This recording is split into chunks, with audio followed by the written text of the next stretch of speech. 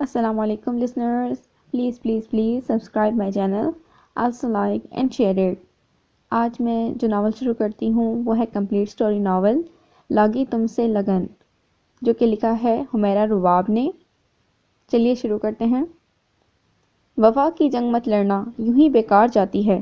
زمانہ جیت جاتا ہے، محبت ہار جاتی ہے۔ ہمارا تذکرہ چھوڑو، ہم ایسے لوگ نہیں جن کو زمانہ کچھ نہیں کہتا، وفا ہی مار جاتی ہے۔ لیڈیز اینڈ لیڈیز، اپنی فضولیات کچھ پل کے لیے ملتوی کر کے پہلے میری بات سن لیں۔ امبر نے اپنے ہاسٹل روم میں قدم رکھتے ہی تالی بجا کر چاروں بلاؤں کو چہرے پر علم ملتے دیکھ کر متوجہ کیا۔ جیسا کہ آپ لوگ جانتے ہیں کہ کل ہمارے کالج کی سلور جوبلی کی تقریب ہے۔ امید ہے آپ لوگوں کی تیاریاں مکمل ہو گئی ہوں گی۔ یاد ہے نا، کوئی کمی نہیں رہنی چاہیے۔ ان کے چہروں پر سوالیہ تاثرات پڑتے ہوئے امبر نے اپنی مداخلت کی وضاحت پیش کی۔ ہاں، میری تیاری تو ہو گئی، بس دوپٹہ استری کرنے کے لیے صاف والے روم کی سونیا کو دیا ہے۔ ہماری استری کا سوئچ خراب ہو گیا ہے نا، اس لیے۔ پیروں پر کیوٹکس لگاتی زارا نے بڑی گرمجوشی سے بتایا۔ ہاں، میری بھی، بس آئی بروز سیٹ ہو جائیں تو میں بھی ریڈی ہوں۔ آسیہ نے دائیں ادھ کھلی آنکھ سے اسے دیکھتے ہوئے جواب دیا، جبکہ نوشی کرسی کی بیک سائڈ پر کھڑی ہو کر اس کی بائیں آنکھ پر جھکی بڑی مہارت سے تھریڈ چلا رہی تھی، ساتھ ہی ٹیوزر سے باقی ماندہ نوک پلک بھی سنوار رہی تھی۔ لیکن بیچاری آسیہ وقفے سے آنکھ اور ناک سے بہتے پانی کو ٹشو سے صاف کر کے دوبارہ سر کرسی کی پشت سے لگا دیتی۔ امبر کو اس کی بے بسی پر ہنسی آئی۔ زارا کی بچی، بس بھی کرو، کچھ میرے لیے بھی بچا دو۔ 10واں کوٹ کر رہی ہو نیل پالش کا، اتنا تو کوئی دیواروں پر بھی پینٹ نہیں کرتا۔ زارا کو تیسری بار برش ٹپ کرتے دیکھ کر نوشی نے غصے سے دانت پیستے ہوئے کہا، لیکن زارا پر مطلق اثر نہ ہوا۔ وہ ڈھٹائی سے گنگناتے ہوئے بڑے مگن انداز میں ناخنوں کے بچے کچے حصوں پر نیل پالش لگاتی رہی۔ اوفو نوشی، بعد میں لڑ لینا، پہلے مجھے فارغ کرو، میری تو گردن ہی اکڑ گئی ہے۔ آسیہ نے اسے ساکن کھڑے دیکھ کر جھنجھلاتے ہوئے کہا، ساتھ ہی اپنی گردن کو دائیں بائیں گھمایا تو اس کی بات پر نوشی ایک بار پھر غصے سے دانت کچکچا کر باقاعدہ زارا کو گھورتے ہوئے اس کی آنکھ پر جھک گئی۔ ہاں جی، سب تیار ہیں، بس ایک میرا ہی سیاپا ہے، میری ہی تیاری نہیں ہوئی، بار بار میں ہی رہ جاتی ہوں۔ غصے، بے بسی اور جھنجھلاہٹ سے بھرپور یہ گلفشانی بیڈ پر موجود شخصیت کی طرف سے ہوئی تھی۔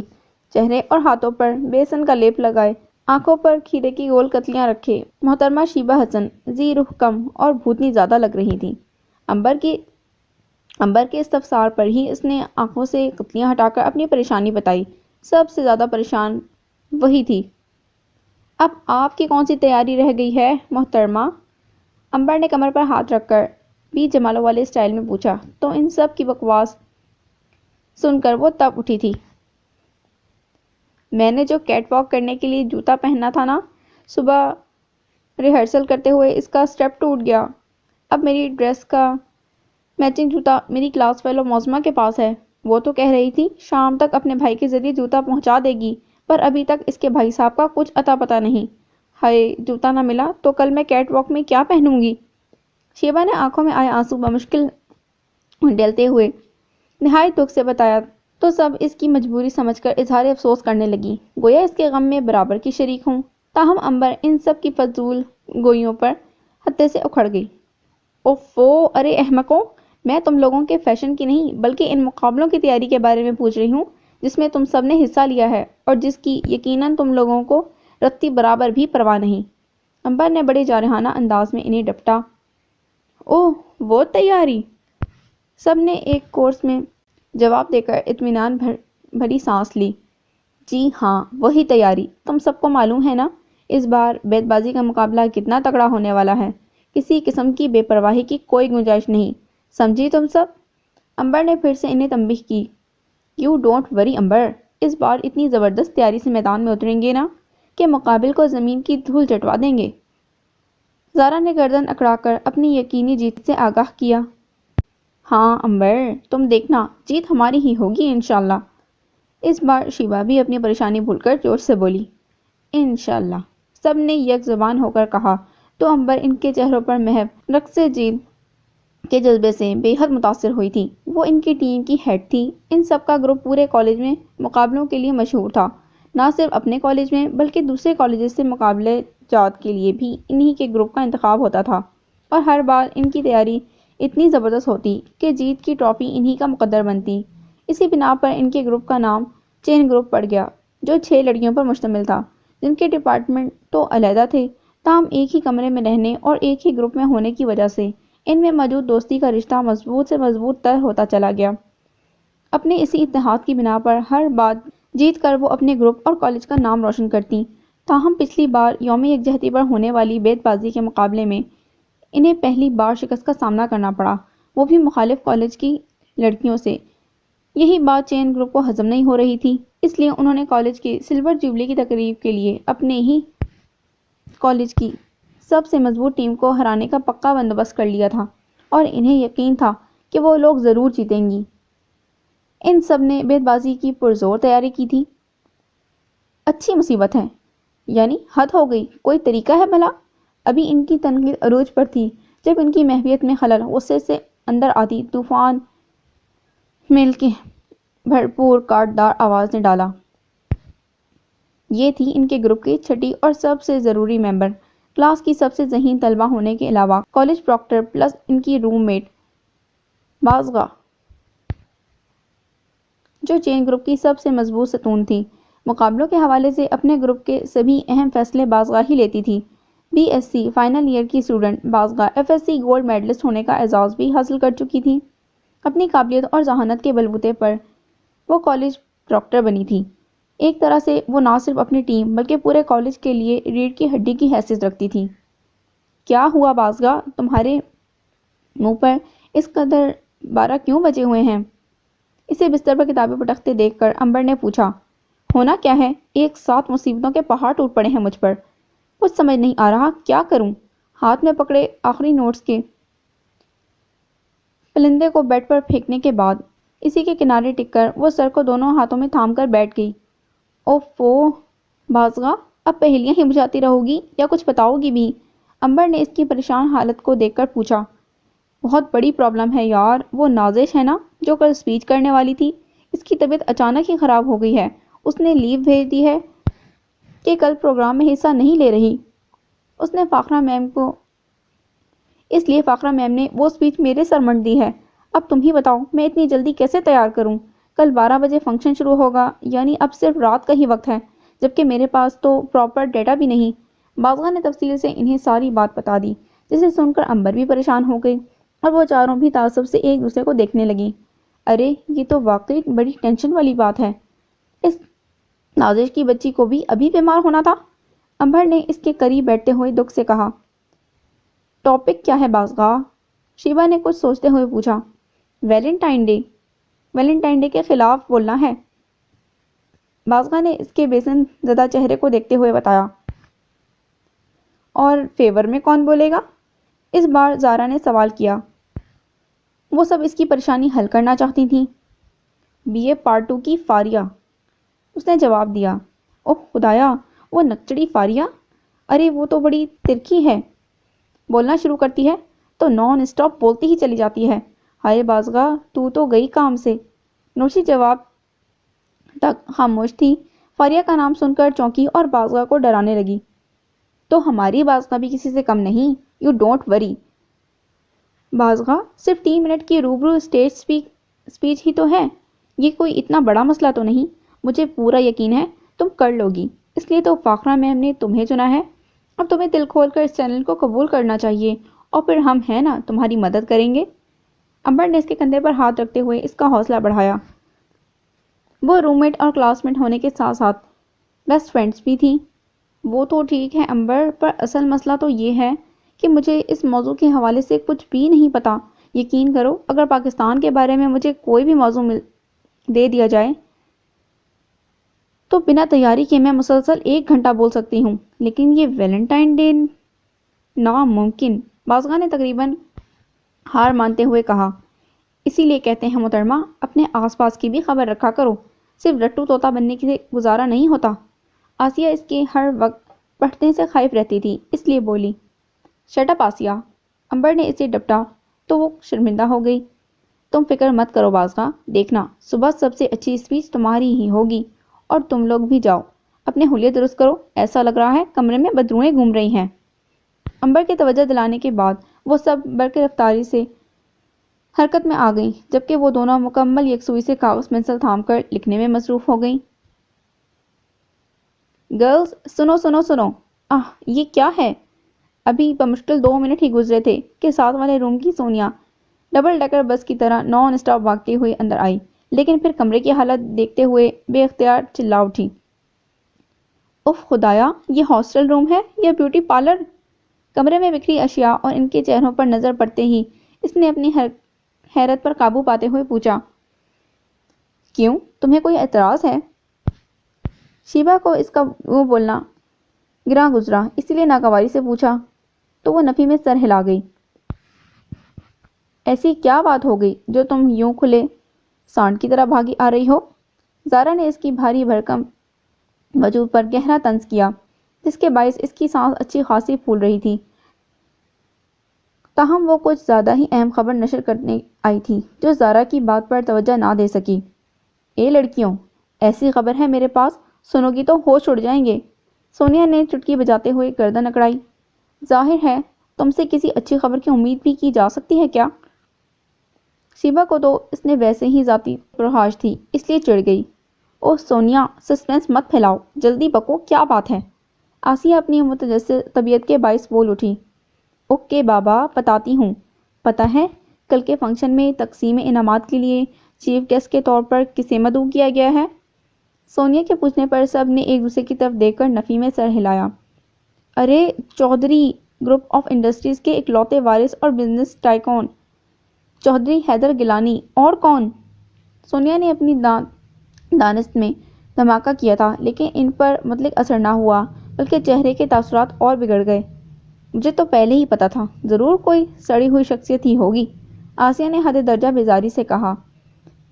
اے خدا کو مانو لڑکی، ایسی ویسی شخصیت نہیں ہے، وہ بزنس کی دنیا کے بے تاج بادشاہ ہیں، اور پتہ ہے پچھلے سال انہیں سال کے بہترین صنعت کار کا ایوارڈ بھی ملا ہے، اور اڑتی اڑتی خبر ہے کہ حال ہی میں وہ اپنا ایک پروڈکشن ہاؤس بھی بنانے والے ہیں۔ سونیا نے ان کی معلومات میں مزید اضافہ کیا، تاہم اس بار ان کی آنکھیں حیرت و خوشی سے مزید پھیل گئیں۔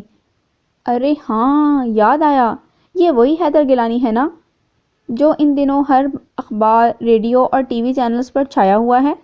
شیبا نے دماغ پر زور ڈال کر زور سے چلاتے ہوئے پوچھا، تو سونیا اس بات میں سر ہلا گئی۔ اوہ مائی گاڈ، وہ تو اتنا ہینڈسم، ڈیشنگ پرسنالٹی اور چارمنگ بندہ ہے، پھر تو بڑا ہی مزہ آئے گا، پہلی بار میں اس کو اپنی آنکھوں کے سامنے دیکھوں گی۔ شیبا تو خوشی کے مارے باقاعدہ اچھل پڑی، جبکہ سونیا اتنی اچھی خبر سنانے پر فخر کرنے لگی۔ تاہم بازگاں اور امبر ان کی باتوں سے قطعی لا تعلق اپنے کام میں مگن تھی۔ بازگاں، تمہارے گھر سے فون ہے؟ وارڈن کے اطلاع دینے پر وہ کاغذ پنسل امبر کو تھما کر فوراً اٹھ کھڑی ہوئی۔ یقیناً سہیل بھائی نے گڈ لک کہنے کے لیے فون کیا ہوگا۔ پیروں میں بلچہ پر اڑس کر وہ جلدی سے باہر بھاگی۔ امبر اس کی اس درجہ افتا تفریح پر مسکرا دی۔ کالج کے مین ہال کو بڑی مہارت سے سجایا گیا تھا، جہاں اس وقت تل دھرنے کی جگہ بھی نہیں تھی۔ سبھی طالبات بوکھلائی ہوئی ادھر سے ادھر بھاگ رہی تھیں۔ ٹیچرز کا حال بھی اس سے مختلف نہ تھا۔ مائک اور اسٹیج کی سیٹنگ سے لے کر کرسیوں کی سیٹنگ تک ہر چیز پرفیکٹ بنانے کی بھرپور کوشش کی گئی تھی۔ پرنسپل کی جانب سے سخت ترین آرڈرز تھے کہ ہر بات کا خاص خیال رکھا جائے۔ اس غیر معمولی سجاوٹ کی سب سے بڑی وجہ مہمان خصوصی چودھری حیدر گیلانی کی آمد تھی، جو اپنی بے پناہ مصروفیت کے باوجود کالج کی تقریب میں تھوڑی دیر کے لیے شرکت کرنے پر راضی ہوئے تھے، اور یہ بات کالج کے لیے کسی اعزاز سے کم نہ تھی۔ ان کے بیٹھنے کا خصوصی انتظام اسٹیج کے دائیں جانب کیا گیا تھا، جہاں بیش قیمت صوفے سیٹ کر کے تازہ گلاب کے پھولوں سے سجاوٹ کی گئی تھی، اور پورے اسٹیج کا منظر دلکش نظارہ پیش کر رہا تھا۔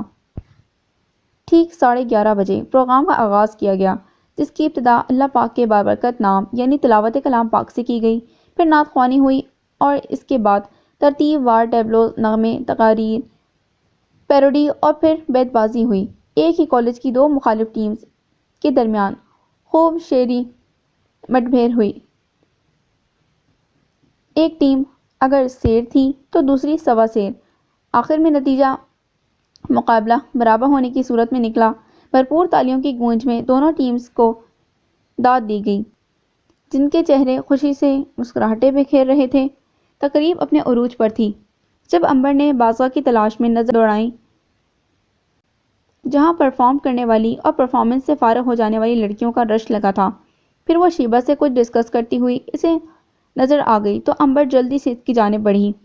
بازگاہ، فخرہ میم نے کہلوا کر بھیجا ہے کہ عذرا کی اسپیچ کے بعد ایک ٹیبلو ہے، اس کے بعد تمہاری باری ہے، اس لیے تم ریڈی رہنا۔ بلکہ میں تو کہتی ہوں آدھا گھنٹہ ہے تمہارے پاس، ایک بار پھر اسپیچ دہرا لو۔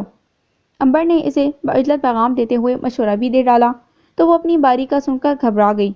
ارے ہاں امبر، یہ خیال مجھے کیوں نہیں آیا؟ ٹھہرو ذرا۔ فک چہرہ لیے اس نے اپنا ہینڈ بیگ ٹٹولا۔ ہائے اللہ! ہاتھ پرس کے اندر ڈالتے ہی اس نے چیخ ماری۔ کیا ہوا؟ امبر نے فوراً پوچھا۔ امبر، تقریر والا پیج تو میری کیمسٹری کی بک میں ہی رہ گیا اور بکس تو میری لائبریری میں رکھی ہیں۔ بازگاہ نے یاد آنے پر بتایا تو وہ سر پیٹ کر رہ گئی۔ شاباش، حد ہو گئی ہے بے پرواہی کی۔ اب سٹیج پر کیا اپنی شکل دکھانے جاؤ گی؟ کھڑی کھڑی میرا منہ کیا دیکھ رہی ہو؟ جاؤ جلدی کرو۔ امبر نے اس کی اچھی خاصی خبر لیتے ہوئے باہر دروازے کی طرف دھکیلنا چاہا جہاں کافی رش لگا تھا۔ اوفو، یہاں سے باہر نکلنا کتنا مشکل ہے۔ اب فٹافٹ جاؤ، کہیں یہ 10-15 منٹ بھی آنے جانے میں ہی صرف نہ ہو جائیں۔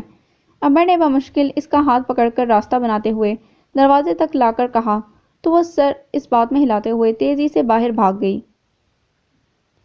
بلیک پجارو کالج گیٹ سے جیسے ہی اندر داخل ہوئی تو فوراً پیچھے آنے والی گاڑی میں سے 2 باوردی گارڈز جو اسلحے سے لیس تھے برآمد ہوئے، جن میں سے ایک نے آگے بڑھ کر پجارو کا دروازہ کھولا۔ گرے سوٹ میں اپنے نمایاں دراز قد، مردانہ وجاہت، تیکھے مغرور نین نقش والا زبردست پرسنالٹی کا مالک چودھری حیدر گیلانی 35 سالہ میچورڈ آدمی نہیں بلکہ ایک پاکا سجیلا نوجوان دکھائی دیتا تھا۔ چہرے پر ہمہ وقت چھائی رہنے والی غصے کی رمق، ماتھے پر ناگوار سی سلوٹیں اس کی خوبصورتی میں 4 چاند لگا رہی تھیں۔ گوری رنگت کے باعث آنکھوں پر لگا سیاہ چشمہ بے حد سوٹ کر رہا تھا۔ یونانی دیوتاؤں سا حسن رکھنے والے چودھری حیدر گیلانی نے چند لمحوں کے لیے ماحول کو اپنے سحر میں جکڑ لیا۔ پھر اس کے سیکرٹری گل زمان نے آگے بڑھ کر پرنسپل سے اس کا تعارف کروایا، جس سے وہ بذات خود آج پہلی بار مل رہا تھا، کیونکہ سارے معاملات گل زمان نے طے کیے تھے۔ یہ بات ہمارے لیے کسی اعزاز سے کم نہیں مسٹر حیدر کہ آپ نے اپنی مصروفیت میں سے ہمارے لیے وقت نکالا۔ تھینک یو سو مچ۔ رسمی سلام دعا کے بعد پھولوں کا بوکے پیش کرتے ہوئے پرنسپل صاحبہ نے حق میزبانی ادا کیا۔ چلیں۔ سر کو ہلکی سی جنبش دے کر اس نے محض اتنا ہی کہا اور بوکے گل زمان کو تھما دیا جیسے کوئی عام سی چیز ہو۔ جی ضرور، پلیز آئیے۔ پرنسپل صاحبہ قدرے خائف سی ہوئیں تاہم بنا ظاہر کیے قدم آگے بڑھا دیے۔ سر، آپ کا فون ہے۔ پرنسپل کی تقلید میں وہ آگے بڑھا کہ گل زمان کی آواز پر اس نے مڑ کر دیکھا۔ چہرے پر خطرناک حد تک سنجیدگی چھا گئی، پیشانی کی شکنوں میں کچھ اور اضافہ ہو گیا۔ سر چشمے کے اس پار نگاہوں میں کیا تاثر ہوگا اس سے گل زمان واقف تھا، تاہم وہ اپنی ڈیوٹی نبھانا بھی خوب جانتا تھا۔ معافی چاہتا ہوں سر، بہت ضروری کال ہے، آپ مس نہیں کر سکتے۔ گل زمان بھی تقریباً اس کا ہم عمر ہی تھا اور اپنے باس کی ہر ادا سے بخوبی واقف، اسی لیے اس نے سیل اس کی طرف بڑھاتے ہوئے کہا، جسے اس بار اس نے بنا کسی پس و پیش کے تھام لیا اور پرنسپل کی جانب مڑا۔ معاف کیجیے گا، میری ایک ضروری فون کال ہے۔ مائنڈ نہ کیجیے گا، آپ لوگ چلیے، میں ذرا۔ خلاف توقع ادب سے بات کرتے ہوئے حیدر نے بات ادھوری چھوڑی تو وہ مسکرا دیں۔ کوئی بات نہیں۔ پھر وہ باقی ٹیچرز کے ہمراہ ہال کی طرف بڑھ گئیں۔ تب تک وہ موبائل کان سے لگا چکا تھا۔ کچھ دیر بات کرنے کے بعد اس نے موبائل آف کر کے گل زمان کی طرف بڑھا دیا جو ڈائری تھامے مؤدبانہ ہاتھ باندھے اس کے پیچھے کھڑا تھا۔ ابھی موبائل اس کے ہاتھ میں ہی تھا کہ وہ پھر سے بجنے لگا۔ اسکرین پر چمکتے نمبر کو دیکھ کر ماتھے پر بنے بل چھو منتر ہو گئے، ہونٹوں پر ہلکی سی مسکراہٹ پھیل گئی۔ اس کے چہرے پر لمحہ بلمحہ اترتی نرمی دیکھ کر گل زمان سمجھ گیا کہ فون کس کا ہو سکتا ہے۔ ہاں زین، کیسا ہے تو یار؟ بڑے خوشگوار موڈ میں اس نے اپنے واحد جگری دوست کا فون ریسیو کیا۔ کچھ دیر قبل کی سختی اور رعب کا شبہ تک نہ تھا۔ اوفو، کہاں گیا؟ صفحہ اسی میں تو رکھا تھا، پھر کہاں غائب ہو گیا؟ حد درجہ بیزار اور جھنجھلاہٹ سے کتابیں اٹھا بٹخ کرتے ہوئے وہ بڑبڑائی، سوائے اس کے اس وقت لائبریری میں کوئی اور موجود نہیں تھا۔ پھر اس نے کیمسٹری کی بک کو ہوا میں اونچا کر کے زور زور سے ہلایا تو صفحہ لہراتا ہوا نکل کر زمین پر گر گیا۔ تھینک گاڈ، مل گیا! چل بازغا، جلدی کر جلدی! چپٹنے کے سے انداز میں صفحہ اٹھا کر خود کلامی کرتی وہ تیزی سے باہر کی جانب بھاگی۔ اوکے یارا، پھر شام کو ملتے ہیں، ہاں وہیں میرے فارم ہاؤس پر۔ Okay bye. فون بند کر کے حیدر نے ایک اطمینان بھری سانس خارج کی اور ہلکا سا مسکرا دیا۔ گستاخی کی معافی چاہتا ہوں سر، ہمیں دیر ہو رہی ہے۔ گل زمان نے اسے خاموش کھڑے دیکھ کر مداخلت کی تو وہ جیسے ہوش کی دنیا میں واپس لوٹا۔ ہاں چلو۔ موبائل اسی طرح تھامے اس نے آگے قدم بڑھا دیے۔ اس بار چال میں تیزی تھی۔ وہ ہال سے کافی فاصلے پر تھا، اس لیے ناک کی سیدھ تیزی سے چلتا جا رہا تھا کہ اچانک بائیں سائڈ سے بھاگ کر آتی لڑکی اسے بری طرح سے ٹکرائی کہ وہ بھی ذرا سا لڑکھڑا گیا اور ہاتھ میں پکڑا موبائل نیچے گر کر دو حصوں میں تقسیم ہو گیا۔ بازگا کا سر اس کے مردانہ چوڑے سینے سے ٹکرایا تھا، تاہم اس نے ذرا سنبھل کر ایک نظر سامنے کھڑے شخص اور پھر زمین پر گرے موبائل کو دیکھا۔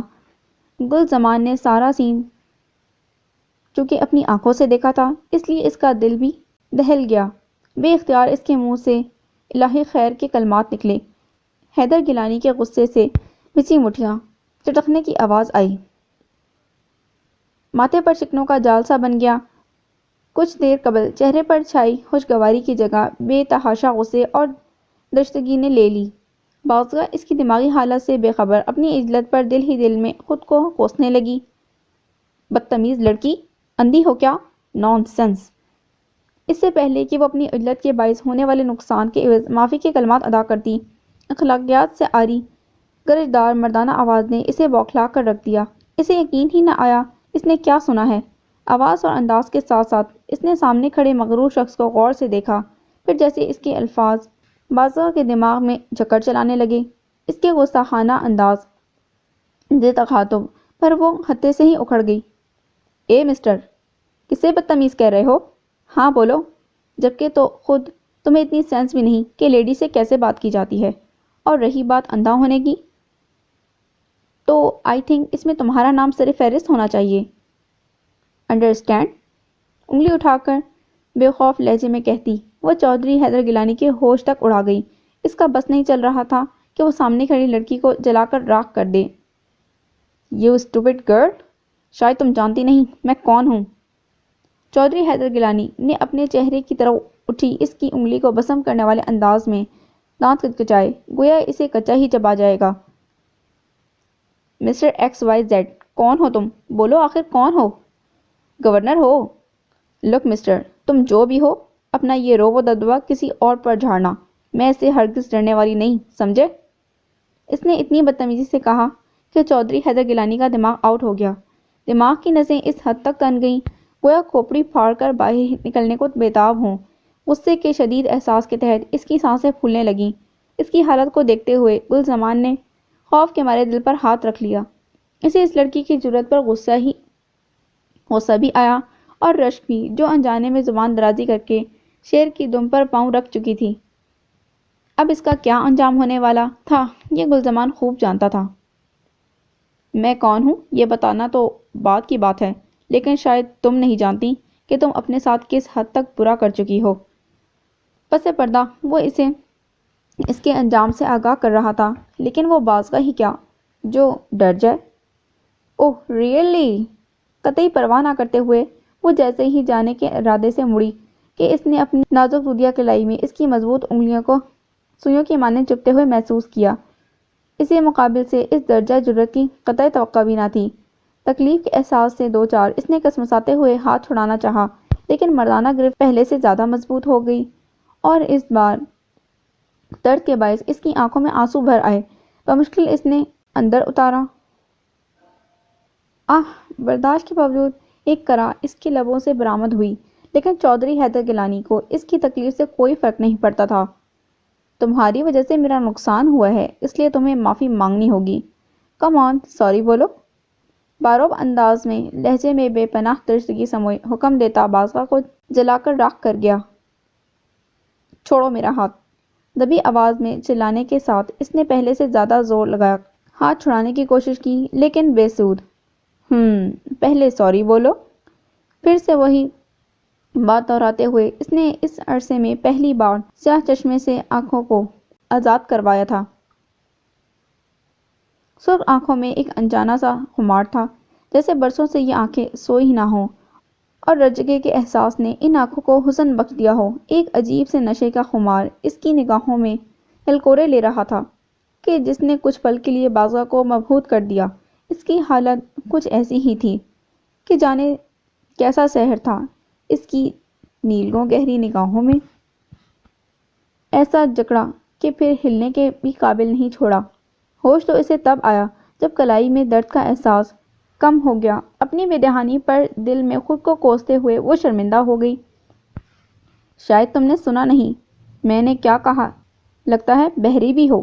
کم آن، سوری بولو۔ میرے پاس زیادہ ٹائم نہیں ہے۔ سابقہ ضد پر اڑے ہوئے اس نے ہاتھ پر ایک نظر ڈال کر اس واچ کو، پھر سامنے کھڑی لڑکی کو دیکھا اور بازغہ جو خجالت چھپانے کے لیے سر جھکا گئی تھی، اس کی بات سر پر لگی تو تلووں پر بجھی کا کام کر گئی۔ سوری۔ بھپری شیرنی کی طرح ایک جھٹکے سے کلائی چھڑا کر اسے پیچھے دھکا دیتے ہوئے وہ فاصلے پر ہوئی۔ تم سے معافی مانگتی ہے میری جوتی، سمجھے اینگری ینگ مین؟ چڑھانے والے انداز میں کہتے ہوئے وہ رکی نہیں بلکہ ہال کی طرف بھاگ گئی، یہ جانے بغیر کہ چودھری حیدر گیلانی غصے اور بے عزتی کی آگ میں کس طرح بری طرح جل رہا تھا۔ گلزمان! کچھ پل لمبی سانسیں سینے میں آزاد کرتے ہوئے اس نے پیچھے کھڑے سیکرٹری کو آواز دی۔ جی سر، حکم؟ وہ جلدی سے 2 قدم آگے بڑھ کر اس کے قریب آیا۔ اس لڑکی کا پتہ لگاؤ۔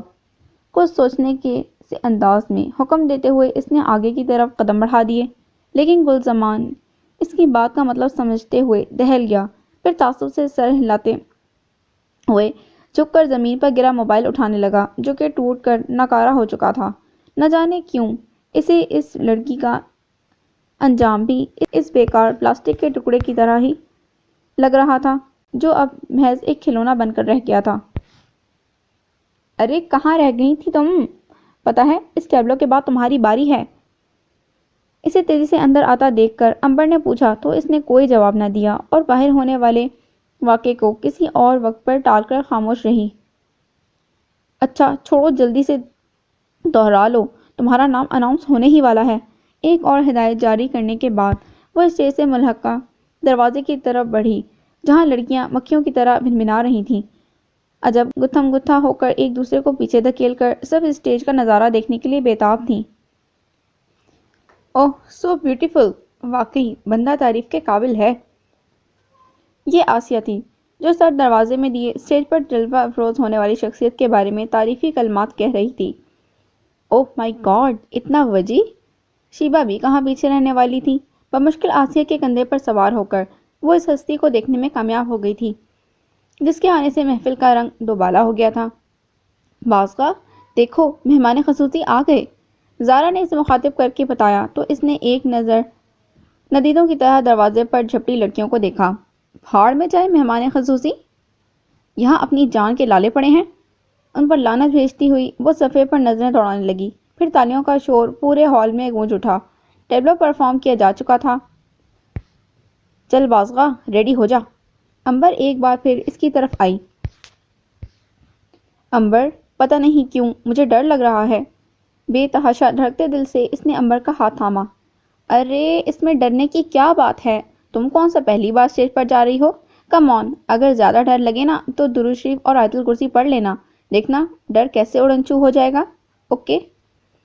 امبر نے اس کا ہاتھ دبا کر حوصلہ دیتے ہوئے کہا تو وہ سر ہلانے لگی، پھر ان دونوں کا نام اناؤنس ہو گیا۔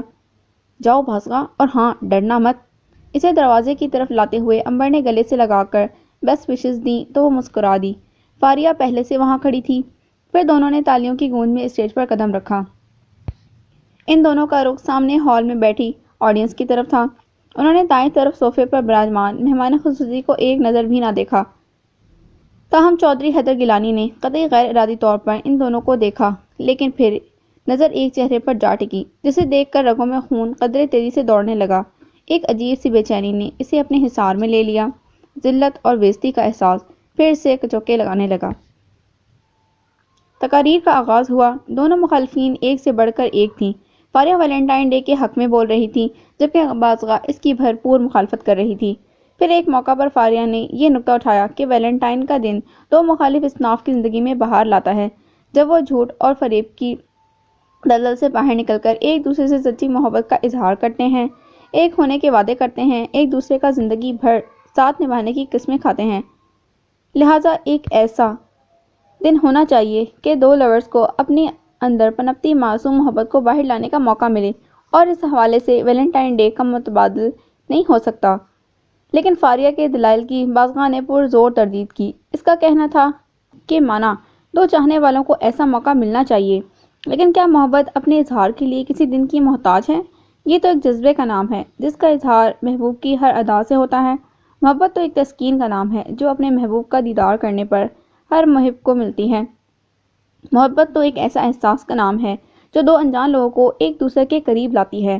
محبت ایک جنون کا نام ہے جس کے طاری ہونے پر لور بھوک پیاس سے نابلد ہو جاتا ہے، پھر زمانے کے سرد و گرم بھی اس پر بے اثر ثابت ہوتے ہیں۔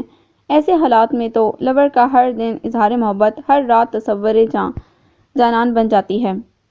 پھر کسی کی جنون خیزیوں کو، کسی کے جذبات و احساسات کو محض ایک دن کے لیے باؤنڈ کر دینا کیسے ٹھیک ہو سکتا ہے؟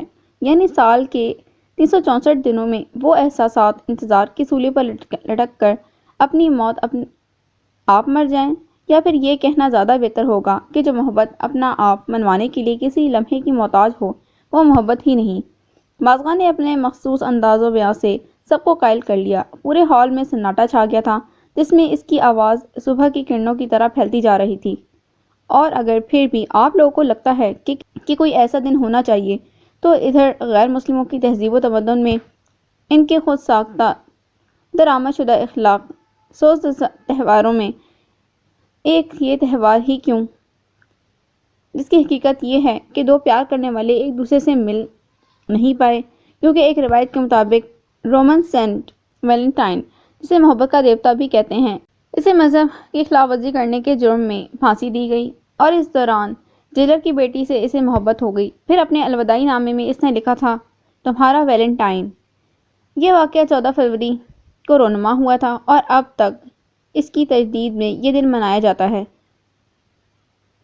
میں صرف یہ پوچھنا چاہتی ہوں کہ ہمارے مسلمانوں میں بھی ایسی بے مثال قربانیوں سے بھرپور داستانیں موجود ہیں، جن میں ہیر رانجھا، سسی پنو، سونی مہیوال، لیلا مجنو اور بھی نہ جانے کتنے ہی ایسے ہیں جن کا اس دنیا میں ملن نہ ہو سکا، جو ابدی ملن کی امید لے کر اس دنیا سے رخصت ہو گئے، لیکن اپنے پیچھے داستانیں چھوڑ کر گئے۔ کیا ان کی قربانیاں اس قابل نہیں تھیں کہ انہیں یاد کیا جائے، یا محبت کا دیوتا کہلانے کا حق صرف ویلنٹائن کو ہی ہے؟ اگر ایسا نہیں ہے تو پھر 14 فروری ہی کیوں؟ ہمیں تو اس سے منسوب ان سبھی دیوتاؤں کی یاد میں تہوار منانے چاہیے، لیکن یہ قطعی جائز نہیں ہے۔ اس لیے میری آپ سے درخواست ہے اور التجا بھی کہ مغرب کی اندھا دھند تقلید میں ہر روش کی پیروی نہ کریں، کیونکہ ارشاد ربانی ہے، جو لوگ ایمان والوں میں بے حیائی پھیلانا چاہتے ہیں ان کے لیے دنیا اور آخرت میں دردناک عذاب ہے۔ سورہ نور۔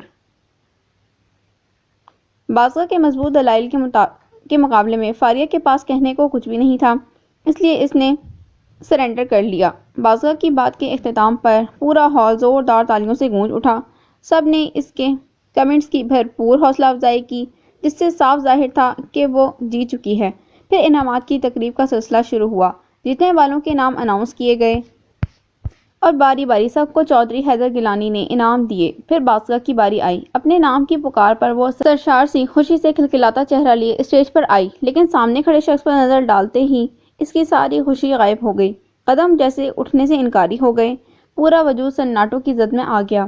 بمشکل خود کو گھسیٹتے ہوئے اس کے مقابل آئی اور نظر اٹھا کر اسے دیکھا، جو طنز بھری نظروں سے اسے ہی دیکھ رہا تھا۔ بازگہ گڑبڑا کر نظریں جھکا گئی۔ پھر اس کے انعام بڑھانے پر بازگہ نے بنا شکریہ ادا کیے خاموشی سے تھام لیا۔ ہال میں ایک بھرپور تالیوں کا شور بلند ہوا۔ مبارک ہو مس باسوا، اس کی طرف ہاتھ بڑھا کر دانت پیستے ہوئے طنزیہ انداز میں باقاعدہ مسکراتے ہوئے چودھری حیدر گیلانی نے مبارکباد دی تو اس کا دل چاہا کہ جادو کی چھڑی گھما کر اس شخص کو غائب کر دے۔ اس کی ضرورت نہیں۔ اس کے ہاتھ کو یکسر نظر انداز کرتے ہوئے وہ ہال میں کھڑے فوٹوگرافر کی طرف چہرہ موڑ کر کھڑی ہوئی، پھر تصویر بنانے کے بعد چلی گئی۔ لیکن اس وقت چودھری حیدر گیلانی مٹھیاں بھیجے تھر تھراتے جسم کے ساتھ برداشت کی آخری حدوں کو چھو رہا تھا۔ ایک بار پھر بازا کی یہ حرکت اسے آگ لگا گئی۔ یہ اس کی مردانگی پر گہری چوٹ ثابت ہوئی تھی۔ نہ جانے وہ کیا کر بیٹھتا اگر زمان اسے مخاطب نہ کرتا۔ پھر ماحول کا خیال کرتے ہوئے وہ خود کو ریلیکس رکھنے کی کوشش کرنے لگا۔ بس حیدر، بہت ہو گیا، بھول جاؤ سب۔ نہیں زین، مجھے مت روکو۔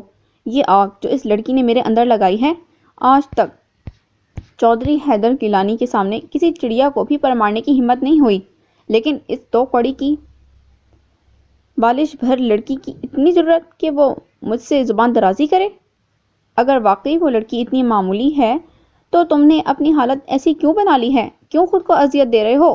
آخر بھول کیوں نہیں جاتے اسے تم؟ زین نے غصے سے کہا۔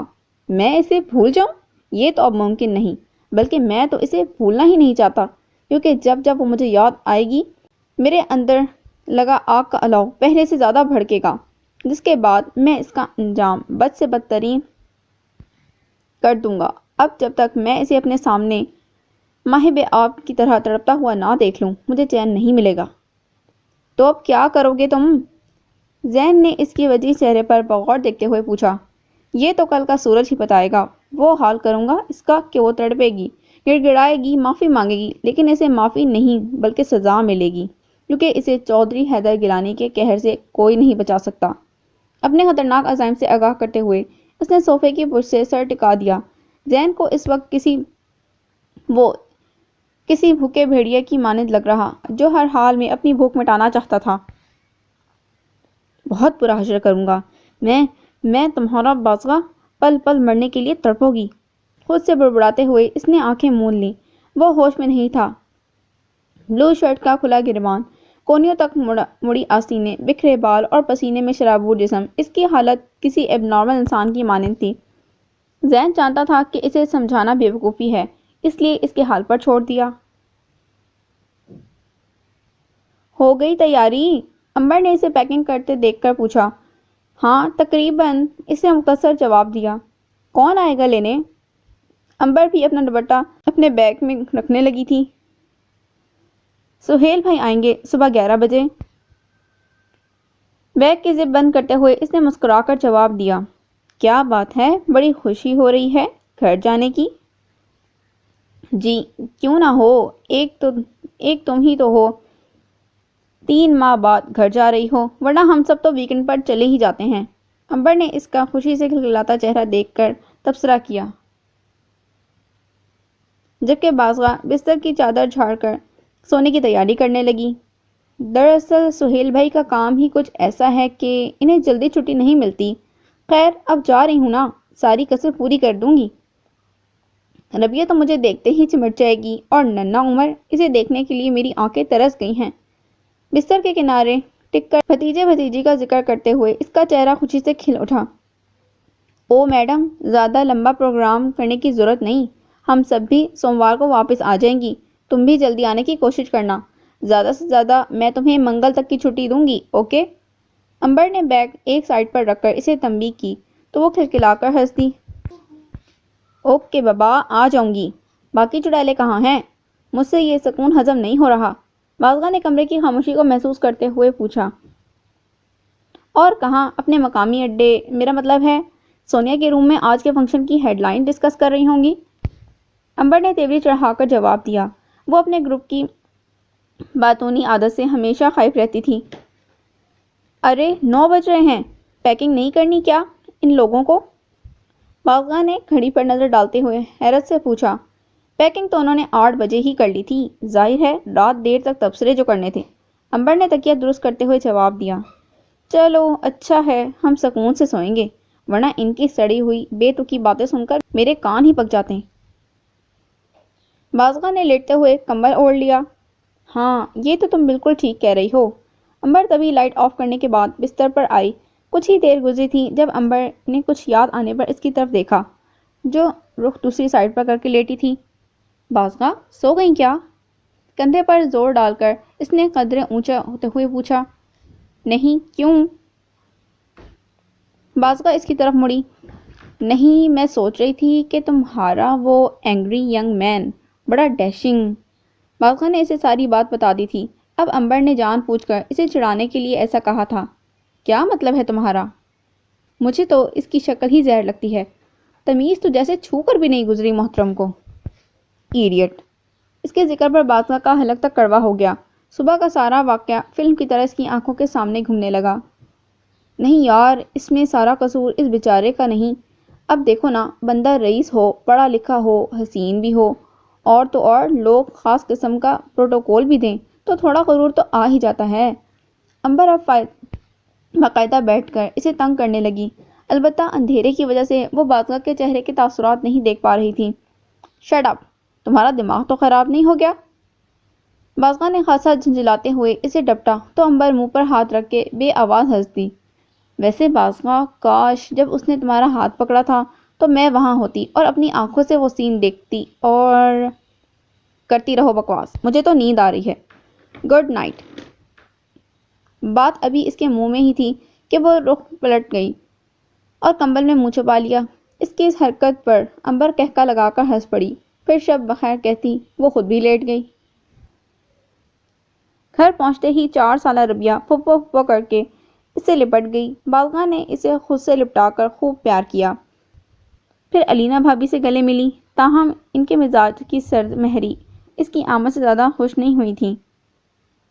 پھر وہ کمرے میں آئی، 6 ماہ کی عمر کو اٹھا کر خود میں زور سے بھینچ لیا۔ بدلے میں اس ننھے گل کو تھنے روئی کے گالوں جیسے گڈے نے کسمسا کر اس کی چڑھائی کی، یعنی وہ اپنی نیند خراب ہونے پر غصے کا اظہار کر رہا تھا۔ بازغہ کو اس ننھے سوتے ہوئے فرشتے پر ڈھیروں پیار آیا۔ وہ بےتابی سے اسے چومنے لگی۔ ارے ارے بازغہ، یہ کیا بچوں جیسی حرکتیں کر رہی ہو؟ سونے دو اسے، کچی نیند جاگ گیا نا تو رو رو کر پورا گھر سر پر اٹھا لے گا۔ علینا بھابھی نے اس کی گود سے بچے کو لے کر کاٹ میں لٹاتے ہوئے ناگواری سے کہا۔ وہ شرمندگی سے سر جھکا گئی۔ سوری بھابھی، میں تو بس… تم ہاتھ منہ دھو لو، میں کھانا گرم کرتی ہوں۔ بنا اس کی بات سنے وہ پلٹ گئیں، تاہم بازغہ کو ان کے رویے پر بے حد افسوس ہوا۔ رات کے کھانے کے بعد وہ سہیل بھائی کے ساتھ لاؤنج میں بیٹھی کرکٹ میچ دیکھ رہی تھی، ساتھ ہی دونوں بہن بھائی تبصرے بھی کر رہے تھے۔ بازغہ سہیل سے 6 سال چھوٹی تھی، اس لیے سہیل بھائی کو بے حد عزیز تھی، لیکن جب علینا بھابھی دلہن بن کر اس گھر میں آئیں تو سب کچھ بدل گیا۔ ان کا رویہ بازغہ سے بہت حدق آمیز ہوتا۔ پھر بھابھی نے بھیا کی معقول تنخواہ کے باوجود گزارا نہ ہونے کا رونا رو رو کر گھر میں روز جھگڑے شروع کر دیے، جس کی وجہ سے بازغہ ٹھیک طرح سے اپنی پڑھائی نہیں کر پائی۔ تنگ آ کر اس نے ہاسٹل میں رہ کر اپنی تعلیم پوری کرنے کا فیصلہ کیا۔ علینا بھابھی بھی اس کے فیصلے سے بہت خوش تھیں۔ پھر بازغہ کے ہاسٹل میں رہنے سے دونوں بہن بھائی کے پیار کے درمیان ایک دیوار حائل ہو گئی۔ بھابھی چائے بنا کر وہیں لاؤنج میں ہی لے آئیں۔ سب نے خاموشی سے چائے پی کہ اچانک بازغہ کی نظر علینا بھابھی کی طرف اٹھی، جو اشارے سے سہیل بھائی کو کچھ کہہ رہی تھیں۔ بازغہ کو کچھ عجیب سا لگا۔ کیا بات ہے بھابھی، کوئی مسئلہ ہے کیا؟ اس نے بالآخر پوچھ ہی لیا۔ نہیں، وہ دراصل تمہارے بھائی صاحب تم سے کچھ کہنا چاہتے ہیں۔ انہوں نے سہیل بھائی کی طرف اشارہ کر کے اپنی جان چھڑائی تو کچھ توقف کے بعد گویا ہوئے۔ وہ گڑیا، دراصل مجھے تم سے کچھ ضروری بات کرنی تھی۔ تم تو جانتی ہو نا کہ پڑھائی پوری کرنے کے بعد مجھے دبئی میں جاب کی آفر ہوئی تھی، لیکن امی ابو کی اچانک وفات اور تمہارے اکیلے رہ جانے کے خیال میں نے وہ آفر ٹھکرا دی۔ لیکن اب تم سمجھدار ہو، خود سوچو بچوں کے اخراجات پورے کرنا، وہ بھی اس مہنگائی کے دور میں کتنا مشکل ہے۔ دیکھو بازغہ، قسمت ایک بار پھر سے مجھ پر مہربان ہوئی ہے۔ میری محنت اور اچھے کریکٹر کو دیکھتے ہوئے کمپنی کی طرف سے مجھے دبئی میں گھر اور جاب کی آفر ہوئی ہے، اور اس بار میں آفر ٹھکرانا نہیں چاہتا، اس لیے میں نے بچوں سمیت دبئی شفٹ ہونے کا فیصلہ کیا ہے۔ بلی تھیلے سے باہر آ چکی تھی تو گویا یہ ضروری بات تھی۔ بازغہ کے اندر چھناکے سے کچھ ٹوٹا تھا۔ آج اسے اپنے بھائی کی خود غرضانہ سوچ پر بے حد افسوس ہوا۔ وہ صرف اپنے بارے میں سوچ رہا تھا۔ آنکھوں میں بھرتے نمکین پانی کو اس نے بمشکل بہنے سے روکا تھا۔ گڑیا میرا مطلب ہے تمہیں کوئی اعتراض تو؟ ارے کیسی باتیں کر رہے ہیں آپ؟ اسے بھلا کیوں اعتراض ہوگا؟ اسے تو بلکہ خوشی ہوگی کہ اس کے بھائی کی ترقی ہو گئی ہے نا بازگاہ؟ علینا بھابھی نے بڑے شاطرانہ انداز میں اسے تائید چاہی۔ بازگاہ ان کی چالاکی پر کڑ کر رہ گئی۔ وہ خود پر ضبط کرتے ہوئے کھڑی ہو گئی۔ آپ نے ٹھیک کہا بھابھی، مجھے بھلا کیوں خوشی نہیں ہوگی اپنے بھائی کی ترقی پر؟ مجھے بہت خوشی ہے، لیکن بھائی میں نہ چاہتے ہوئے بھی اپنا ذکر اس کی زبان پر آ گیا۔ اس کی ادھوری بات کا مطلب سمجھتے ہوئے سہیل بھائی فوراً اس کے مقابل آئے۔ ارے گڑیا تو فکر مت کرو، ابھی تیرے ماسٹرز کرنے میں 2 سال کا عرصہ ہے۔ جب تک تیری پڑھائی پوری ہوگی تب تک میں بھی وہاں اچھی طرح سے سیٹل ہو جاؤں گا، پھر میں تجھے بھی اپنے پاس بلا لوں گا۔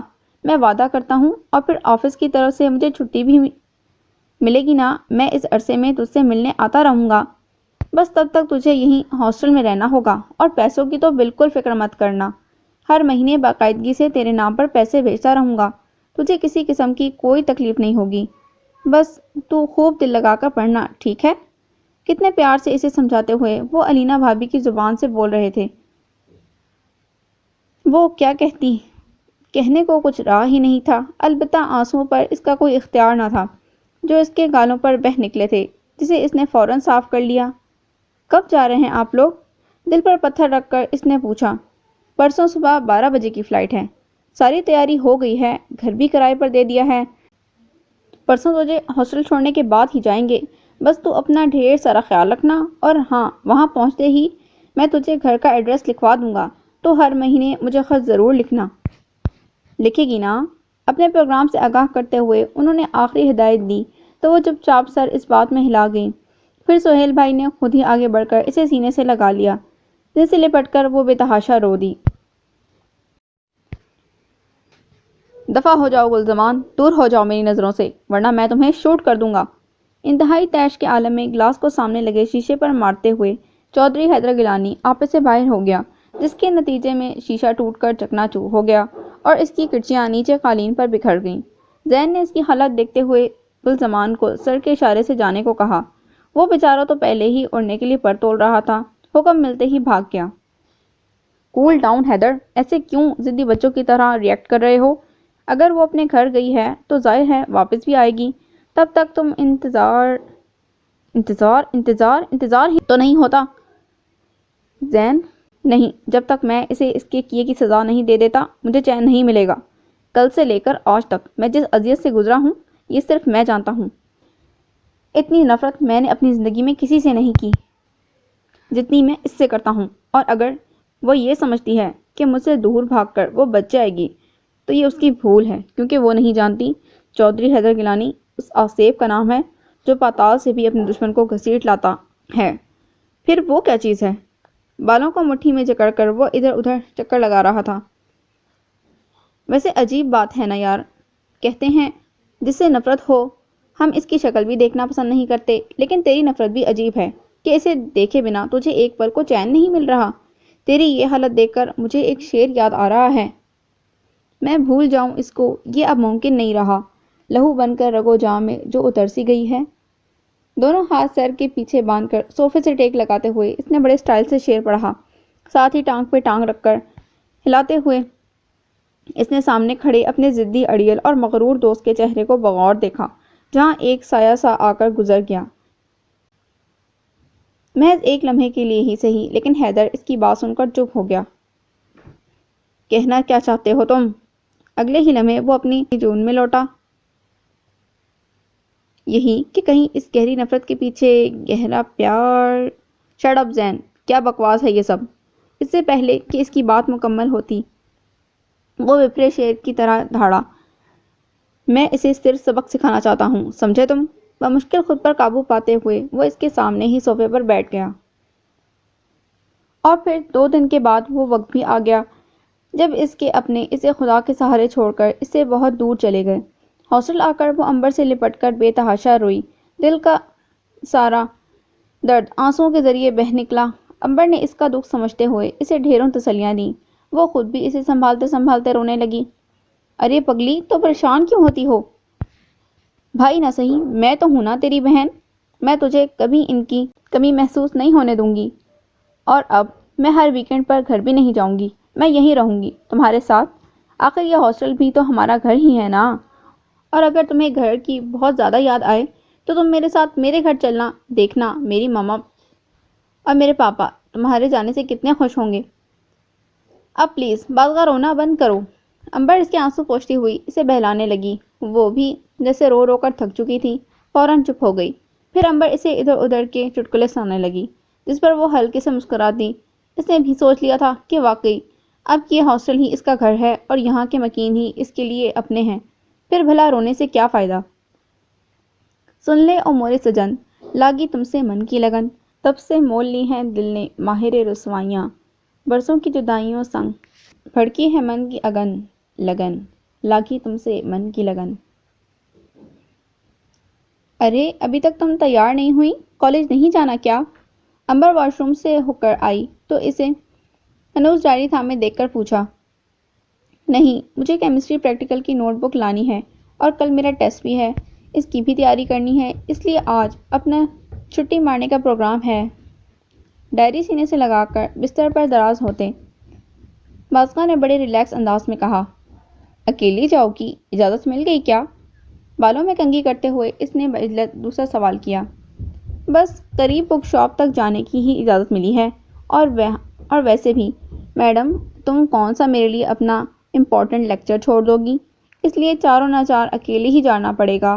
بازقہ جانتی تھی کہ وہ اپنے لیکچر کو کل رات سے تیار کر رہی تھی، اس لیے اسے مجبور نہ کیا۔ آئی ایم سوری بازقہ، میں ضرور چلتی، پر یار یہ لیکچر واقعی مشکل ہے، اگر اٹینڈ نہیں کیا تو میرے تو سر سے ہی یہ ٹاپک گزر جائے گا۔ امبر اس کی بات سمجھ کر شرمندہ ہوئی، معذرت کرنے لگی تو بازقہ مسکرا دی۔ کوئی بات نہیں یار، میں کون سا زیادہ دور جا رہی ہوں، یہیں پاس والے چوک تک تو جانا ہے، کچھ ہی منٹ کا راستہ ہے، پیدل چلی جاؤں گی، تم میری فکر نہ کرو اور جلدی سے تیار ہو جاؤ، کافی لیٹ ہو گئی ہو۔ شیبا وغیرہ تو 10 منٹ پہلے ہی کالج چلی گئیں۔ بازقہ نے اس کی خجالت مٹانے کے خیال سے بات بدلتے ہوئے کہا، ساتھ ہی اس نے گھڑی پر نظر ڈال کر ہدایت بھی دے ڈالی تو وہ مشکور ہوتی جلدی ہاتھ چلانے لگی۔ امبر کے چلے جانے کے بعد وہ کتنی دیر ڈائری تھامے اپنی ادھوری نظم کو پورا کرنے کے بارے میں سوچتی رہی، لیکن کافی دیر بعد بھی جب کچھ سمجھ نہیں آیا تو اکتاہٹ بھرے انداز میں ڈائری بند کر کے اٹھ کھڑی ہوئی۔ پھر وقت گزاری کے لیے ادھر ادھر بکھری چیزیں اٹھا کر کمرے کی حالت درست کرنے لگی کہ اچانک تیز ہوا کے جھونکے سے کھڑکی کے دونوں پٹ دھاڑ کی آواز سے کھل گئے۔ وہ جو مگن انداز میں بری طرح چونکی، پھر بادلوں کی زوردار گھنگرج سے اس کا دل دھڑکا۔ وہ تیزی سے کھلی کھڑکی کی جانب آئی اور باہر کا منظر دیکھ کر دنگ رہ گئی۔ کالی گھٹا مشرق کی جانب سے چڑھ کر آئی تھی، جس کی وجہ سے ہر طرف اندھیرا سا چھا گیا تھا، گویا صبح کی بجائے رات ہونے والی ہو۔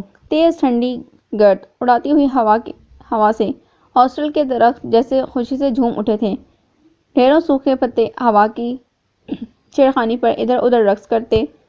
ہوا کے زور سے بیشتر مومی شاپر اور کاغذ وغیرہ بھی گول گول گھوم کر منٹوں میں ہاسٹل کے گراؤنڈ کو گندا کر چلے تھے۔ وہ اچانک موسم کی اس کایا پلٹ پر حیران رہ گئی۔ اف خدایا، موسم کے تیور تو ٹھیک نہیں لگ رہے۔ بازقہ کی بچی، اب تو کیا کرے گی؟ عادتاً خود سے بات کرتے ہوئے اس نے تفکر بھری نظر آسمان پر ڈالی۔ نہیں، اس سے پہلے کہ بارش شروع ہو جائے مجھے جانا چاہیے، اتنی مشکل سے تو اجازت ملی ہے۔ افراتفری کے انداز میں بیگ تلاش کیا، پیسے چیک کرنے کے بعد وہ دوپٹہ اوڑھ کر تیزی سے ہاسٹل گیٹ کی طرف آئی۔ ہائے، کاش مجھے بک شاپ نہ جانا ہوتا تو اتنے رومانوی موسم کو میں ہاسٹل گراؤنڈ میں اپنی ڈائری کے ساتھ بیٹھ کر خوب انجوائے کرتی، لیکن ہائے ری میری قسمت۔ تیز تیز قدم اٹھاتے ہوئے جھنجھلاہٹ بھرے انداز میں بڑبڑاتے ہوئے خود کو کوستی رہی۔ بک شاپ پر اکا دکا لوگ تھے۔ پیمنٹ کرنے کے بعد رسید بیگ میں ڈال کر شاپر لیے وہ شاپ سے باہر آئی، لیکن باہر کا منظر اس کی پریشانی اور خوف کو مزید بڑھا گیا۔ بادلوں کی گھن گرج کے ساتھ اب آسمان پر بجلی بھی چمک رہی تھی، جس سے وہ ہمیشہ ڈرتی تھی۔ گپ اندھیرے کے باعث لوگوں نے دن دہاڑے دکانوں کے بلب اور انرجی سیور جلا رکھے تھے، کسی بھی وقت موسلادھار بارش شروع ہو سکتی تھی۔ یہ سوچتے ہوئے اس نے قدم شارٹ کٹ راستے پر ڈال دیے جہاں سے وہ 5 منٹ میں ہاسٹل پہنچ سکتی۔ یہ ایک سنسان چوڑی سڑک تھی جس کے 2-3 موڑ کراس کرنے کے بعد وہ سیدھی ہاسٹل کے عقبی گیٹ کی طرف جاتی۔ اس سڑک پر صرف صبح کالج ٹائم پر اور 2 بجے کالج آف ہونے پر ہی رونق ہوتی تھی، ورنہ تو یہ پورا علاقہ ہی باقی اوقات میں خطرناک حد تک سنسان ہوتا۔ اس وقت بھی دور دور تک کسی پرندے کے ہونے کا کوئی امکان نہ تھا، اور اوپر سے یہ ڈراؤنا موسم اس سڑک کے بھیانک روپ میں اور اضافہ کر رہا تھا۔ سڑک کا پہلا موڑ مڑنے کے بعد تیزی سے وہ ابھی کچھ دور ہی گئی تھی کہ اسے اپنے عقب میں کسی کی موجودگی کا احساس ہوا۔ اس کا دل بے تحاشا دھڑکنے لگا۔ ہتھیلیاں ٹھنڈے موسم میں بھی پسینے سے تر ہو گئیں۔ درود شریف کا ورد کرتے ہوئے اس نے جیسے ہی گردن موڑ کر دیکھا، اس کا دل خوف کے مارے حلق میں آ گیا۔ اس سے کچھ ہی قدم پر چھوٹی سفید وین کھڑی تھی جس کی فرنٹ سیٹ پر ایک ہٹا کٹا سیاہ رنگ کا آدمی بیٹھا تھا، جس کی بڑی بڑی اونڈوں جیسی مونچھیں تھیں، آنکھوں پر سیاہ چشمہ چڑھا رکھا تھا، چہرے پر حد درجہ سختی اور کرختگی لیے وہ اسے گھور ہی رہا تھا۔ بعض کو وہ شخص اپنے حلیے کے باعث آدمی کم بلکہ کوئی بھیانک دیو یا وحشی جلاد لگا۔ اسے کسی گڑبڑ کا احساس ہوا۔ رخ پھیر کر تیز تیز قدم اٹھاتے ہوئے وہ تقریباً بھاگنے لگی، اس سے پہلے کہ وہ منظر سے غائب ہو جاتی۔ سڑک کے نکڑ پر وہی وین تیزی سے آگے آ کر ایک جھٹکے سے رکی، اس سے قبل کہ وہ کوئی واویلا مچاتی۔ وین کی پچھلی جانب کا دروازہ کھلا جس سے 2 نقاب پوش باہر نکلے جنہوں نے لمحوں میں ہی اسے جکڑ لیا۔ اس کے ہاتھ سے ساری چیزیں نیچے گر گئی تھیں۔ بادل ایک بار پھر زور سے گرجے۔ ان میں سے ایک آدمی نے اس کی آنکھوں پر سیاہ پٹی باندھی اور اس کے بازوؤں کو بھی باندھ دیا، پھر اسے اندر وین میں دھکیلا، جبکہ دوسرے نے اس کے منہ پر ہاتھ رکھا تھا۔ دروازہ بند ہوتے ہی وین طوفان کی تیزی سے آگے بڑھ گئی تھی۔ اسے ہوش کی حالت میں ہی ایک نامعلوم جگہ پر پہنچانے کے بعد وہ لوگ بنا کوئی نقصان پہنچائے چلے گئے۔ وہ چیختی رہی، چلاتی رہی کہ اسے یہاں کس مقصد کے لیے لایا گیا ہے، آخر کون لوگ ہیں اور وہ اس سے کیا چاہتے ہیں، لیکن انہوں نے کوئی جواب دیے بنا اسے یہاں تنہا چھوڑ دیا اور خود بڑے آہنی گیٹ کو کراس کر گئے۔ وہ تیزی سے ان کی جانب لپکی، لیکن تب تک گیٹ باہر سے لاک ہو چکا تھا۔ دروازہ کھولو، پلیز دروازہ کھولو، کیوں لائے ہو مجھے یہاں، کیا چاہتے ہو؟ بے تحاشا روتے ہوئے اس نے گیٹ کو پیٹنا شروع کر دیا، لیکن جواب ندارد۔ کتنی ہی دیر کوشش کرتی رہی کہ شاید کوئی اس کی مدد کو آئے گا، لیکن وہاں کوئی نہیں تھا جو اس کی آواز سنتا۔ تھک ہار کر وہ اپنی بے بسی پر آنسو بہاتی وہ گیٹ کے سہارے بیٹھتی چلی گئی۔ سانسیں اتھل پھتل ہو رہی تھیں، آنسو گالوں کو بھگو کر قمیض میں جذب ہونے لگے۔ تھر تھر کانپتی، سر کو دونوں ہاتھوں میں مضبوطی سے جکڑ کر روتی ہوئی وہ چند ہی لمحوں میں ادموئی ہو گئی تھی۔ چاہ کر بھی اسے اس کارروائی کا مقصد سمجھ نہ آیا۔ دماغ پر کوڑے برساتی سوچ کو بار بار جھنجھوڑنے کے باوجود وہ یہ جاننے سے لا علم رہی کہ اسے کس ناکردہ گناہ کی سزا مل رہی ہے۔ جو کچھ اس کے ساتھ ہوا وہ اس کی سمجھ سے باہر تھا۔ دونوں ہاتھوں کو گود میں رکھ کر اس نے آنکھیں بند کر لیں۔ لمبے لمبے سانس لے کر وہ گیٹ سے ٹیک لگائے اپنے حواس بحال کرنے لگی۔ پھر اچانک تیز ہوا کا طوفانی جھونکا اس کے بدن سے ٹکرایا، جس کے نتیجے میں شانوں پر بمشکل ٹکا دوپٹہ ڈھلک کر گود میں آ گرا، اور لمبے بالوں کی سیاہ لٹوں نے اس کے چہرے کو ڈھانپ لیا۔ ہوا کی تیزی سے اس پرسکون ماحول میں ایک عجیب سنسناہٹ سی پھیل گئی، جسے محسوس کرتے ہوئے اس نے ایک جھٹکے سے آنکھیں کھولیں اور پہلی بار نظر بھر کر اس جگہ کو دیکھا جہاں اسے لا کر پٹکا گیا تھا۔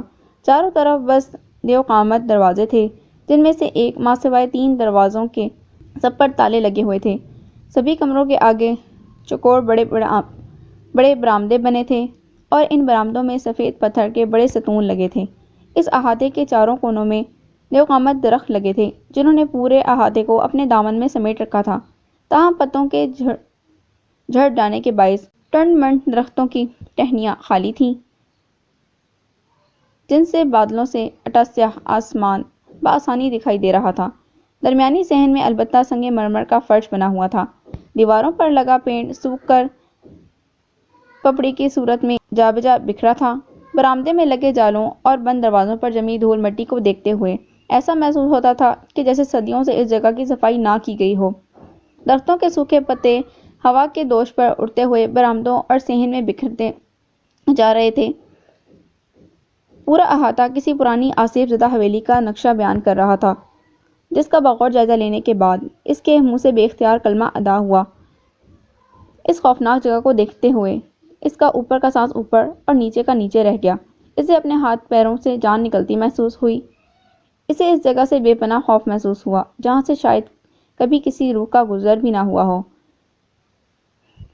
یہ حویلی شاید چڑیلوں اور بلاؤں کی رہائش گاہ تھی۔ اسی بات کو سوچتے ہوئے اسے ٹھنڈے پسینے آنے لگے۔ حویلی میں چھائے اندھیرے اور پراسرار سناٹے سے اسے وحشت سی ہونے لگی۔ وہ اس ماحول سے بے حد خوفزدہ ہو گئی۔ دوپٹہ شانوں پر درست کر کے خود میں ہمت کرتی وہ کھڑی ہوئی اور ایک بار پھر زور زور سے دروازہ پیٹنا شروع کر دیا۔ خدا کے لیے دروازہ کھولو پلیز، مجھے باہر نکالو، میری مدد کرو کوئی۔ اس نے ایک بار پھر سے چیخنا شروع کر دیا، البتہ اس کی اپنی ہی آواز دیواروں سے ٹکرا کر ہر بار واپس لوٹ آتی۔ مجھ پر رحم کھاؤ، مجھے بچا لو پلیز۔ دروازے سے سر ٹکا کر وہ بلند آواز میں چلائی، میں ہوں نا تمہارا دوست، ہمدرد، تمہارا اپنا۔ ایک شناسا بھاری مردانہ آواز سے سر اٹھا کر اپنی سماعتوں کی صداقت پر غور کیا، جیسے یہ اس کا وہم ہو۔ تم ہو، میں ہوں، پھر کسی تیسرے کی کیا ضرورت ہے؟ میں ہوں نا تمہارا دوست، ہمدرد، تمہارا اپنا۔ ایک شناسا بھاری مردانہ آواز سے سر اٹھا کر اپنی سماعتوں کی صداقت پر غور کیا، جیسے یہ اس کا وہم ہو۔ تم ہو، میں ہوں، پھر کسی تیسرے کی کیا ضرورت، سویٹ ہارٹ۔ پھر سے وہی بے تکلفانہ آواز اس کے کانوں سے ٹکرائی تو اسے یقین ہو گیا یہ اس کا وہم نہیں ہے۔ اپنے پیچھے کسی دوسرے کی موجودگی کو محسوس کرتی وہ ایک جھٹکے سے مڑی، لیکن سامنے کھڑے شخص پر نظر پڑتے ہی پتھر کی مورت بن گئی۔ اسے اپنی آنکھوں پر یقین ہی نہیں آیا۔ یہ چہرہ تو وہ لاکھوں میں پہچان سکتی تھی، جسے کئی بار اس نے غیر ارادی طور پر سوچا تھا، جس کی یاد نے بارہا اس کی سوچ کے دریچوں پر دستک دی تھی، جن مخمور نشیلی آنکھوں نے اسے کئی راتوں سکون سے سونے نہیں دیا، جو اسے اپنے عقب میں اپنا پیچھا کرتی محسوس ہوئیں۔ وہ بمشکل نیند کی آغوش میں پہلا قدم رکھتی کہ اس کا مردانہ وجاہت سے بھرپور پرکشش سراپا جان بوجھ کر اس کے خوابوں میں اتر آتا۔ یہی وجود تو اس کی لامتناہی سوچوں کا مرکز تھا، جس سے چاہ کر بھی وہ پیچھا نہیں چھڑا پائی۔ صدیوں جیسے لمبے عرصے کے بعد وہ آج دوبارہ دیکھ رہی تھی، جس کی بارہا دوسری جھلک دیکھنے کی شدید ترین باغی خواہش من میں تھی، جنہیں وہ جھوٹی دلیلیں دے کر چپ کرواتی اور من میں ہی دبا دیتی تھی۔ اور اب وہی انسان ایک مکمل سحر انگیز شخصیت سمیت اس کے سامنے تھا۔ نہ جانے کیوں اس کا روپ آج کچھ اور تھا۔ تم؟ بازا کو اپنی آواز کسی گہرے کنویں سے آتی محسوس ہوئی۔ جی ہاں، میں، یعنی چودھری حیدر گیلانی۔ بلو جیکٹ کو دائیں ہاتھ سے کندھے پر لٹکا کر بایاں ہاتھ جینز کی پینٹ میں ڈالتے اسکائی بلو ٹی شرٹ میں وہ حد درجہ حسین دکھائی دے رہا تھا۔ وہ شخص ہونٹوں پر مسکراہٹ سجائے خمار آلود آنکھوں سے اسے ہی دیکھ رہا تھا۔ یہاں تمہیں کوئی تکلیف تو نہیں ہوئی؟ ویسے میں نے گلزمان کو سخت ہدایت دی تھی کہ تمہیں بحفاظت یہاں پہنچائے۔ دروازے سے ٹیک لگا کر وہ پھر سے گویا ہوا، لیکن اس کی بات سن کر بت بنی بازگاہ کے قدموں تلے سے زمین ہی سے رک گئی۔ کیا مطلب وہ تم ہو جس نے مجھے؟ بات ادھوری چھوڑ کر چہرے پر آئی لٹوں کو پیچھے ہٹاتے ہوئے اس نے بے یقینی سے پوچھا۔ ہاں، میں نے ہی تمہیں اغوا کرایا ہے۔ بائی دی وے، تمہیں یہ حرکت کیسی لگی؟ اچھی ہے نا؟ دو قدم آگے آ کر اس نے ایسے دریافت کیا جیسے دونوں ایک دوسرے کو پہلے سے ہی جانتے ہوں، تاہم اپنے اغوا ہونے کی خبر سن کر اس کے قدم لڑکھڑا گئے۔ اغوا؟ اغوا؟ اغوا؟ اسے اپنے آس پر صرف ایک ہی لفظ کی بازگشت سنائی دی۔ اس سے پہلے کہ وہ چکرا کر گرتی اس نے پھر سے وہی آواز سنی۔ بہت جلد میں یہاں ایک گیسٹ ہاؤس بناؤں گا، لیکن اس سے پہلے اس جگہ کو یادگار بنانا چاہتا ہوں۔ پتہ ہے آج موسم بے حد رومانٹک ہے اور میرا موڈ بھی، اور یہ جگہ تو بالکل میرے ٹیسٹ کے مطابق ہے۔ ایسے دل فریب موسم میں اتنی پرلطف جگہ پر تمہارا ساتھ تو چودھری حیدر گیلانی ایسے قیامت خیز لمحوں کو ہاتھ سے جانے نہیں دیتا۔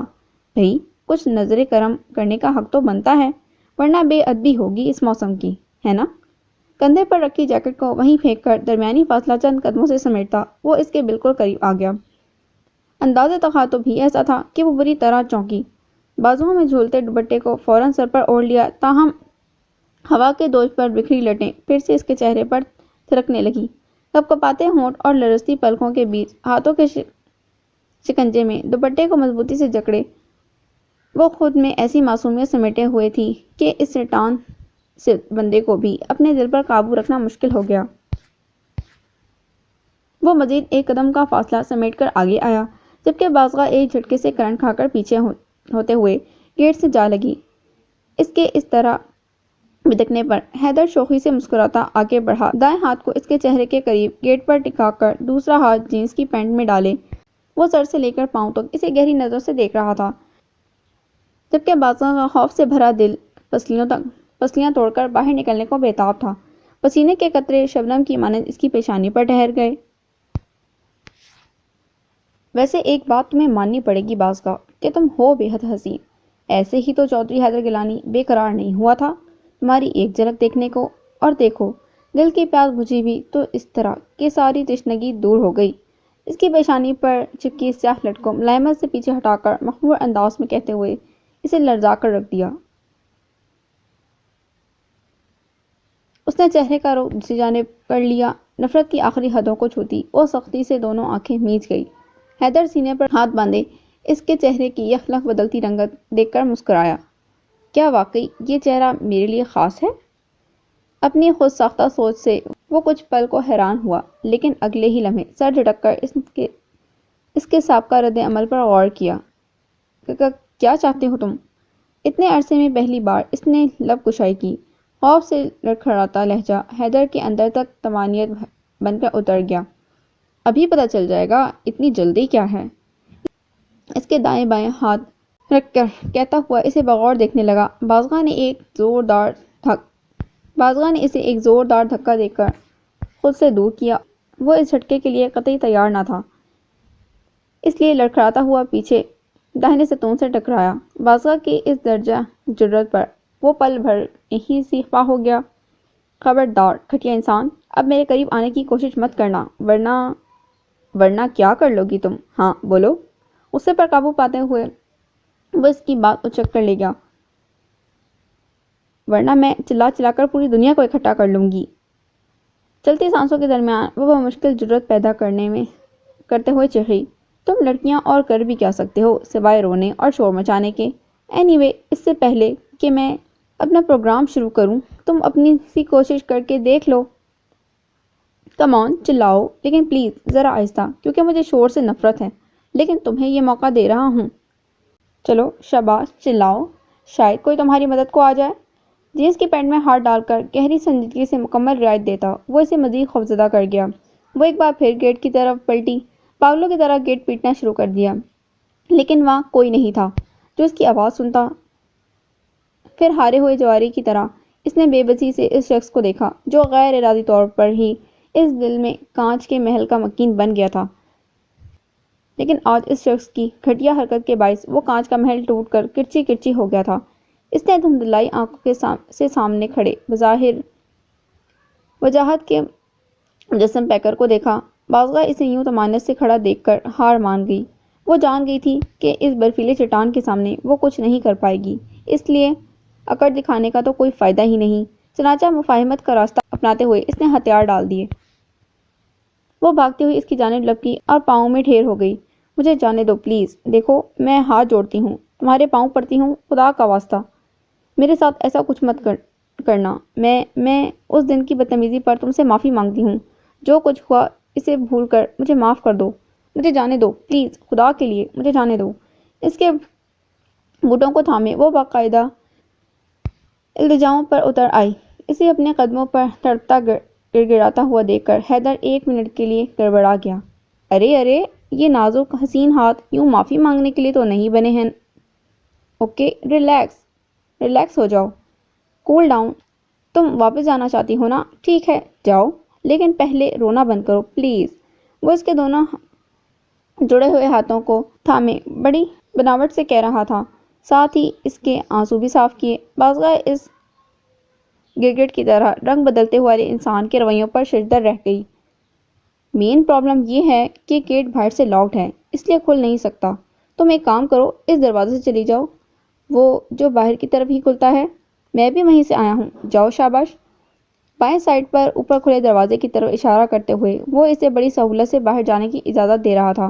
کسی گڑبڑ کے احساس کے تحت بادشاہ کا ماتھا ٹھنکا، لیکن پھر اس کے بار بار اکسانے پر وہ کھڑی ہو گئی، کیونکہ اس وقت اس کی حالت ایک ایسے پنچھی جیسی تھی جو برسوں سے پنجرے میں قید ہو اور ایک جھٹکے سے اپنی آزادی کی خبر سن کر ہی خوشی سے جھوم اٹھا ہو۔ وہ بنا دیر کیے دیوانوں کی طرح اس ادھ کھلے دروازے سے اندر داخل ہوئی۔ وسیع کمرے کے آخری کونے پر بھی ایک دروازہ تھا۔ اس نے جلدی سے لپک کر دروازہ کھولا اور ایک وسیع لمبی راہداری میں داخل ہو گئی، جہاں خطرناک حد تک سناٹا تھا۔ تیزی سے دوڑتی ہوئی وہ راہداری عبور کرتی اسے ملحقہ صحن میں آ گئی، جس کے آخری سرے پر بند دروازے کی کنڈی لگی ہوئی تھی اور نیچے تالا لٹک رہا تھا۔ اس کا دل سرساری سے جھوم اٹھا۔ تو گویا اس کی آزادی میں محض چند قدم کا فاصلہ ہی تھا۔ یہ سوچتے ہوئے وہ پاگلوں کی طرح بھاگتی ہوئی اس جانب آئی۔ کنڈی کھول کر اس نے جیسے ہی قدم باہر نکالا، اسے حیرت و صدمے کا شدید جھٹکا لگا۔ سامنے ہی وہ ستون سے ٹیک لگائے بیٹھا تھا۔ دل پھٹنے لگا۔ اس نے مکمل گھومتے ہوئے اس جگہ کو بغور دیکھا۔ اسی پل اسے لگا کہ آسمان پھٹ گیا ہو اور زوردار بجلی اس پر گری ہو، جس سے اس کا پورا بدن جھلس گیا ہے۔ وہ برف کی طرح منجمد ہو گئی، جسم کا سارا لہو جیسے کسی نے نچوڑ لیا ہو۔ وہ گھوم پھر کر اسی جگہ پر واپس آ گئی تھی جہاں سے بھاگی تھی۔ یہ سوچ کر ہی اس کے پورے جسم پر لرزہ طاری سا ہو گیا تھا، جبکہ دوسری جانب وہ اس کے معصوم دلی جذبات و کیفیات سے یکسر لاتعلق ہو کر اٹھا۔ پھر اس کے سفید پڑتے چہرے کو دیکھ کر زوردار قہقہ مار کر ہنسا اور پھر ہنستا ہی چلا گیا، گویا وہ اپنا گوہر مقصود پانے میں خوشی سے پاگل ہو گیا ہو۔ بادشاہ کے اندر چھناکے سے کچھ ٹوٹ گیا۔ وہ جو اپنی زندگی کے سب سے نازک موڑ پر کھڑی تھی، تو یہ بے رحم شخص کیسے اس کے ساتھ گیم کھیل رہا تھا؟ اس کا وجود خاکستر ہو گیا۔ اس نے نفرت بھری بدحواس متوحش نگاہوں سے اس ظالم کٹھور آدمی کو دیکھا جو اس کے ساتھ آنکھ مچولی کھیل کر کس قدر خوش تھا۔ پھر وہ پیٹ پر ہاتھ رکھ کر بمشکل اپنی ہنسی روکنے لگا۔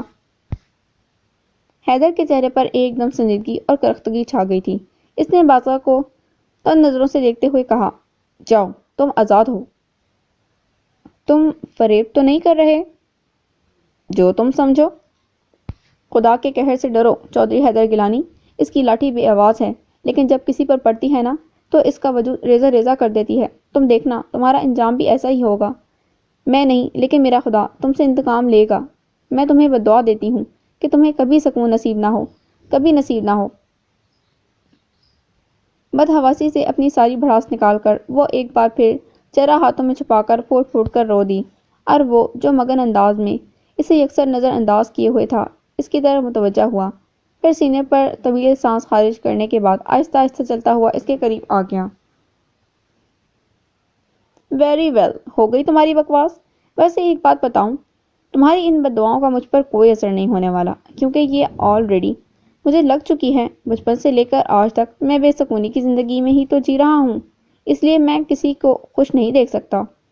دوسروں کو بھی تڑپتا دیکھنا چاہتا ہوں جیسے میں خود تڑپا ہوں۔ اس لیے تم ان بددعاؤں میں اپنا وقت ضائع نہ کرو اور جاؤ جہاں جانا ہے۔ تفصیلی تمہید باندھ کر وہ اکتاہٹ سے کہتا، جیسے ہی مڑا کہ بازگاہ نے لپک کر اس کی ٹانگ پر اپنی گرفت مضبوط کر لی۔ تو پھر لے چلو مجھے اپنے ساتھ، تاکہ میں اپنی آنکھوں سے تمہیں تڑپتا ہوا دیکھوں۔ میرا ویسے بھی دنیا میں کوئی نہیں ہے میرے پیچھے رونے والا، اس لیے سائے کی طرح تمہارے ساتھ رہ کر میں تمہارے کرموں کی سزا بن جاؤں گی۔ اب کالج نہیں جا سکتی اور کوئی نہیں ہے میرا، نہ گھر نہ در۔ اس کی ٹانگ سے چپک کر بنا کسی انجام کی پرواہ کیے وہ چیخ رہی تھی، البتہ اس کی حرکت حیدر کو پھر سے سرتابہ سلگا گئی۔ چودھری حیدر گیلانی اتنا بھی کمزور نہیں ہوا کہ تم جیسی دو کوڑی کی لڑکیاں اس پچھتاوا بن جائیں۔ میں آج سے پہلے اور آج کے بعد بھی ویسا ہی رہوں گا جیسا تم نے مجھے دیکھا ہے، البتہ تمہاری زندگی اب اجیرن ہو جائے گی، کیونکہ اب تم میرے ساتھ چلو گی۔ اور ہاں، ہرگز مت سمجھنا کہ میں تمہیں اس لیے لے جا رہا ہوں کہ میرے نزدیک تمہاری کوئی اہمیت ہے۔ ہاں، ایک بات بتا دوں، میں اتنا لو کریکٹر بھی نہیں کہ تمہاری خاطر اپنے کردار پر آنچ لگا دوں۔ میں تم پر تھوکنا بھی گوارا نہیں کرتا۔ اسے سے پھنکارتا، کف اڑاتا وہ اس کے بالوں پر اپنی گرفت مضبوط تر کرتا چلا گیا۔ پھر اسی قہر و وجاہت میں بالوں سے گھسیٹتا گیٹ تک لایا، جو پہلی دستک میں ہی کھل گیا۔ طوفان کی تیزی سے اسے اپنے ساتھ گھسیٹتے ہوئے وہ گاڑی کی طرف لایا۔ سڑک پر رگڑ لگنے کے باعث اس کے کپڑے ایک دو جگہ سے پھٹ گئے۔ اس کے قدم بھاگنے کے باوجود اس کی رفتار کا مقابلہ نہ کر سکے۔ یکدم وہ لڑکھڑائی اور اس کی گرفت سے نکل کر پیچھے گر گئی۔ رہی سہی کسر کیچڑ نے پوری کر دی، جو قطعی ہوش میں نہ تھا۔ عقاب کی طرح اس پر پھر جھپٹا اور پھر سے بالوں کو جکڑ لیا، لیکن اس مرتبہ وہ درد کی تاب نہ لاتے ہوئے کر رہا اٹھی۔ وہ اسی طرح غراتا ہوا آگے بڑھا، انتہائی درشتگی سے بیک سیٹ کا دروازہ کھولا، اسے بوسیدہ کیچڑ کی مانند اندر پھینکا۔ خود اسی طرز کے عالم میں گاڑی کا فرنٹ ڈور کھولا اور ہر احساس سے عاری ہو کر طوفانی رفتار سے گاڑی فل سپیڈ پر چھوڑ دی۔ وہ چاہنے کے باوجود یہ پوچھنے کی جرات نہ کر سکی کہ وہ اسے کہاں لے جا رہا ہے۔ وہ تو بس لاچاری سے گیلی سڑکوں پر بارش میں بھیگتی فراٹے بھرتی کار کو دیکھ رہی تھی۔ انتہائی رش ڈرائیونگ کرتے ہوئے اس نے ایک جھٹکے سے گاڑی روکی کہ اس کا سر سامنے ڈرائیونگ سیٹ سے ٹکرایا، پھر اس کی طرف کا دروازہ کھول کر اسے بازو سے گھسیٹتے ہوئے باہر نکالا۔ گاڑی ایک شاندار بنگلے کے سامنے رکی تھی۔ گیٹ پر اسلحے سے لیس باوردی گارڈز کھڑے تھے۔ اسے غصے کے عالم میں آگے بڑھتا دیکھ کر ایک نے جھٹ سے بڑا آہنی گیٹ کھولا۔ گیٹ سے اندر داخل ہونے پر اس کا پیر کسی چیز سے ٹکرایا۔ وہ بری طرح لڑکھڑائی اور خود کو گرنے سے بچانے کے لیے اس کے ہاتھ کو مضبوطی سے تھام لیا، جو پاگلوں کی طرح اسے گھسیٹ رہا تھا، یہ پرواہ کیے بغیر کہ اس کے بدن پر رگڑ لگنے سے کتنی چوٹیں آئیں۔ پاؤں کی انگلیاں اور دونوں گھٹنے چھل گئے تھے اور ان میں سے خون رسنے لگا۔ وہ تکلیف سے بری طرح نڈھال ہو گئی۔ اس کی آنکھیں بند ہونے لگیں۔ ہوش تو اسے تب آیا جب اس نے بڑے ہال میں آ کر سانس لیا۔ رفعت بی بی، رفعت بی بی، کہاں ہو تم، رفعت بی بی؟ وہ زور زور سے چنگھاڑتا ہوا کسی کو پکار رہا تھا۔ بازوق کا بازو ابھی تک اس کی گرفت میں تھا۔ آن کی آن میں ڈھیروں ملازمین وہاں جمع ہو گئے، جو اپنے مالک کو اس حالت میں دیکھ کر خوف و گھبراہٹ سے سہم گئے۔ Rifat bibi, Rifat bibi! وہ پھر سے دھاڑا، لیکن اس کی دوسری آواز پر ہی سامنے کا دروازہ کھلا، جہاں سے ایک عمر رسیدہ خاتون ہاتھ میں سفید تسبیح کے دانے گھماتی ہوئی برآمد ہوئی، لیکن اس کے غسیلے چہرے پر نظر پڑتے ہی حیرت اور تجسس کے سمندر میں غوطہ زن ہو گئی۔ حیدر، تو آ گیا بیٹا؟ اور اتنے دن بات ابھی ان کے منہ میں ہی تھی کہ انہوں نے دوسری نظر اس کے ہاتھ میں جکڑی بند ہوتی آنکھیں کیچڑ میں لتھڑے پتھرے وجود پر ڈالی۔ دوپٹہ سر سے غائب، جگہ جگہ سے پھٹے کپڑے، حال سے بے حال وہ لڑکی کسی کی حد درجہ صفاکی کا منہ بولتا ثبوت تھی۔ وہ گرنے کو تھی کہ حیدر نے اسے بازو سے جھٹک کر سیدھا کیا اور ان سے مخاطب ہوا۔ لیجئے، سنبھالیے اسے، آج سے یہ اس گھر میں ہی رہے گی، لیکن ایک بیکار گلدان کی طرح، جس پر چودھری حیدر گیلانی نظر ڈالنا بھی پسند نہیں کرتا۔ ایک زوردار جھٹکے سے ان کی طرف دھکیل کر اسی طوفان کی تیزی سے دھپ دھپ کرتا سیڑھیاں چڑھ کر اوپر چلا گیا۔ پھر دھاڑ سے دروازہ بند ہونے کی آواز آئی۔ وہ بری طرح سے شیشے کی میز پر گرتی، جو دو مہربان بزرگ باہیں اسے خود میں سمیٹ نہ لیتیں، جنہوں نے اس کے چہرے کو اونچا کیا۔ بازوق کے چہرے پر چھپے انگلیوں کے سرخ نشان، ماتھے پر پڑا نیل اور ہونٹوں پر بہتا خون، بکھرے بال انہیں سارا قصہ سمجھا گئے۔ لمحے کے ہزاروں حصے میں وہ معاملے کی تہہ تک پہنچ گئیں، کیونکہ وہ حیدر کی رگ رگ سے واقف تھیں۔ انہوں نے آواز دے کر دو ملازماؤں کو بلوایا، لیکن وہ یہ جانتی تھیں کہ اس نے اس لڑکی کو کوئی نقصان نہیں پہنچایا ہوگا۔ وہ ایسا ہی تھا، اور سہارا دے کر اپنے کمرے میں لے گئیں، اس لیے چہرے پر لگے لہو کو گیلی کاٹن سے صاف کرتی وہ اس کو بغور دیکھنے لگیں۔ جانے کیوں وہ انہیں بے حد معصوم دکھائی دی۔ کون ہو تم بیٹی؟ انہوں نے اس کا چہرہ اونچا کرتے ہوئے اپنائیت سے پوچھا، تو بازوق نے بمشکل آنکھیں کھول کر اس مہربان جھریوں زدہ چہرے کو دیکھا، جو رونا بھول گئی تھی۔ نہ جانے کہاں سے آنسوؤں کا سیلاب امٹ کر آیا، اور پھر ان سے لپٹ کر جو بے تحاشا روئی تو ان سے سنبھالنا مشکل ہو گیا۔ ذرا سا اپنا پن ملتے ہی وہ پگھلتی چلی گئی۔ دبی دبی ہچکیوں کے بیچ وہ ساری داستان سنا گئی، جسے سن کر رفعت بھی دکھ اور تعصب سے کرخ کر رہ گئی۔ کتنی ہی دیر وہ ان کے گھٹنوں پر سر رکھے آنسو بہاتی رہی اور وہ محبت سے اس کا سر تھپکتی رہی، یہ جان کر بھی دکھ کا شدید جھٹکا لگا کہ اس کا بھی اس دنیا میں کوئی نہیں ہے۔ ہاں، ایک اور بے سہارا، درد سے بھرپور سانس اس کے سینے سے خارج ہوئی۔ اے میرے مالک، بھری پڑی ہے تیری یہ دنیا بے آسرا لوگوں سے، بس تو ہی ان کا رکھوالا ہے، تو ہی ان کا والی وارث ہے۔ وہ دکھ سے آنکھیں موند گئیں، دو آنسو چپکے سے گرے اور ان کی گود میں لٹے بے بس وجود کے بالوں میں جذب ہو گئے۔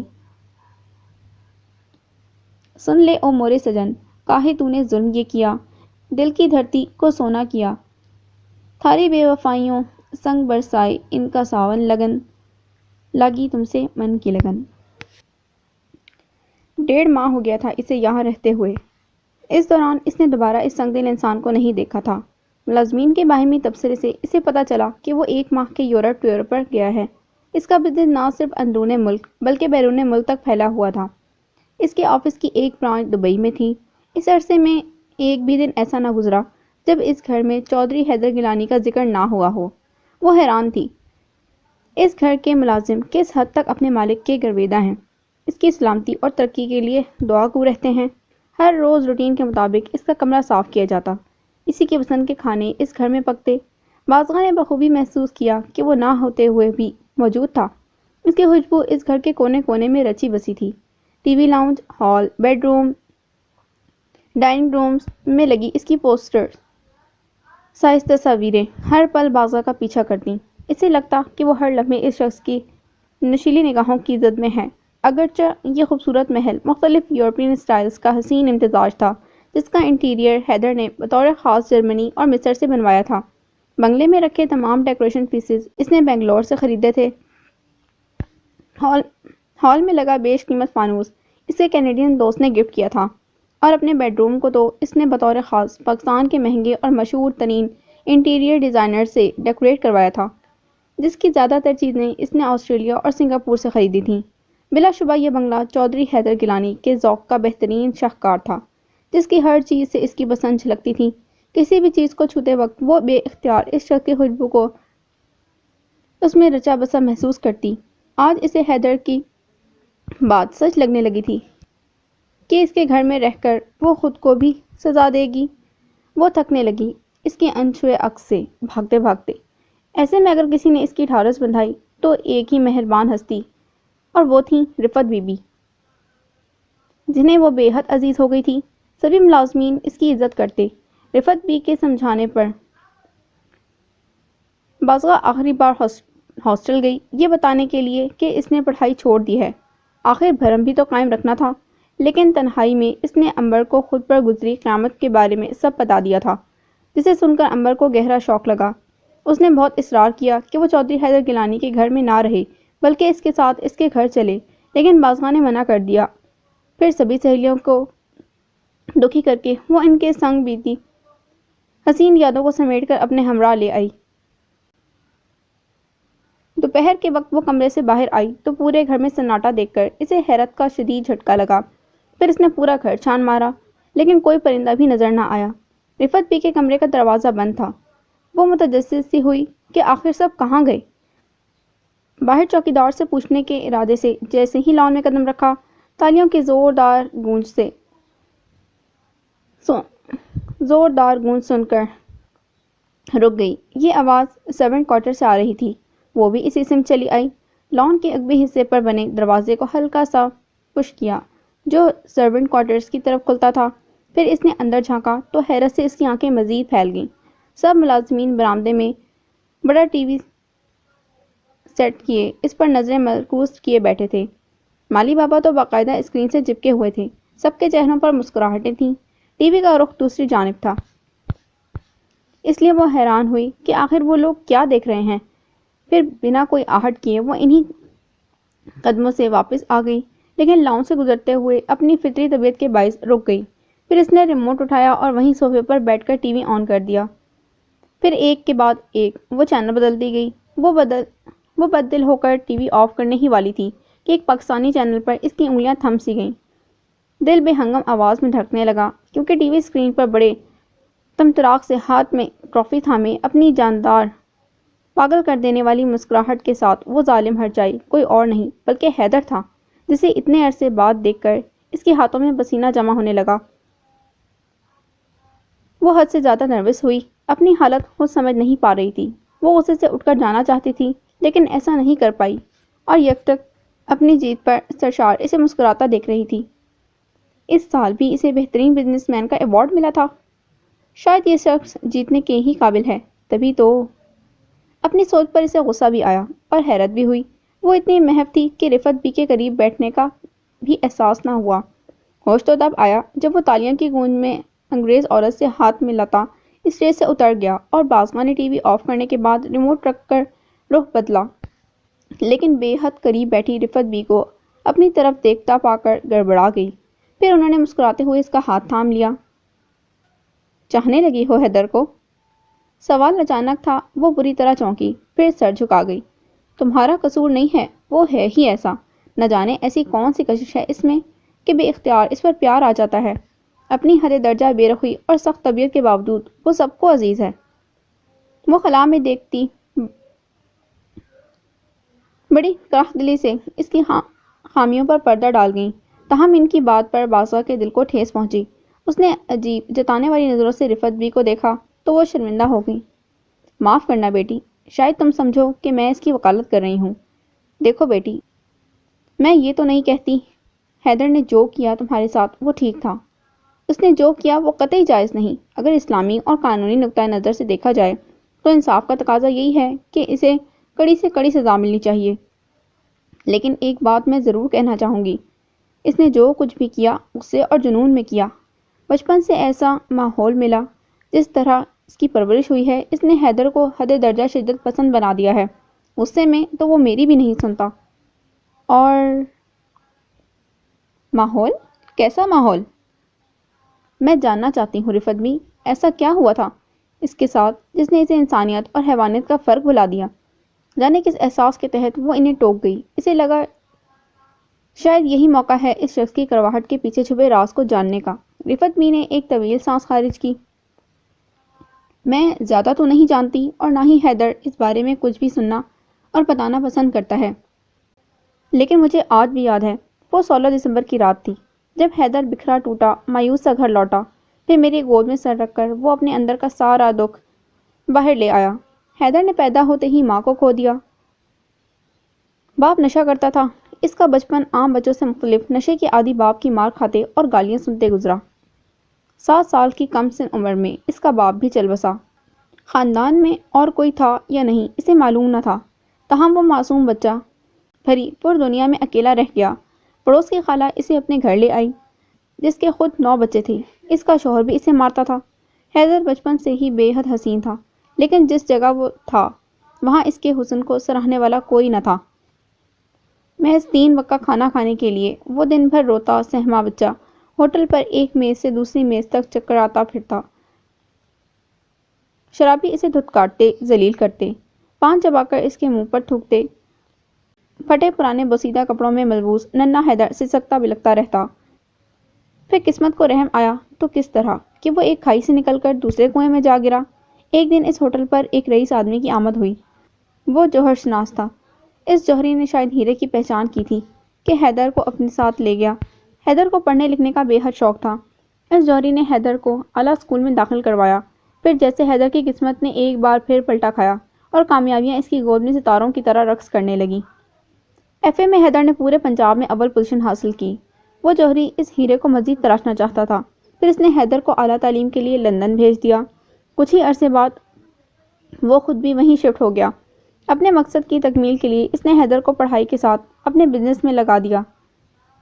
دیکھتے ہی دیکھتے حیدر گناہوں کے کالے سمندر میں ڈوب گیا۔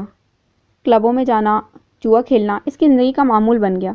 دن بدن اس کے حسن اور وجاہت میں اضافہ ہوتا چلا گیا، جس کی بنا پر وہ ہر لڑکی کا منظور نظر ٹھہرا اور یوں وجود زن اس کی ضرورت بنتا چلا گیا۔ حسین تو وہ تھا ہی، تاہم اپنی قابلیت اور ذہانت کے بل بوتے پر اس نے اس جوہری کے بزنس کو 4 چاند لگا دیے اور پھر حیدر اسمگلنگ کی دنیا کا بے تاج بادشاہ بن گیا۔ وہ مٹی میں بھی ہاتھ ڈالتا تو وہ سونا بن جاتی۔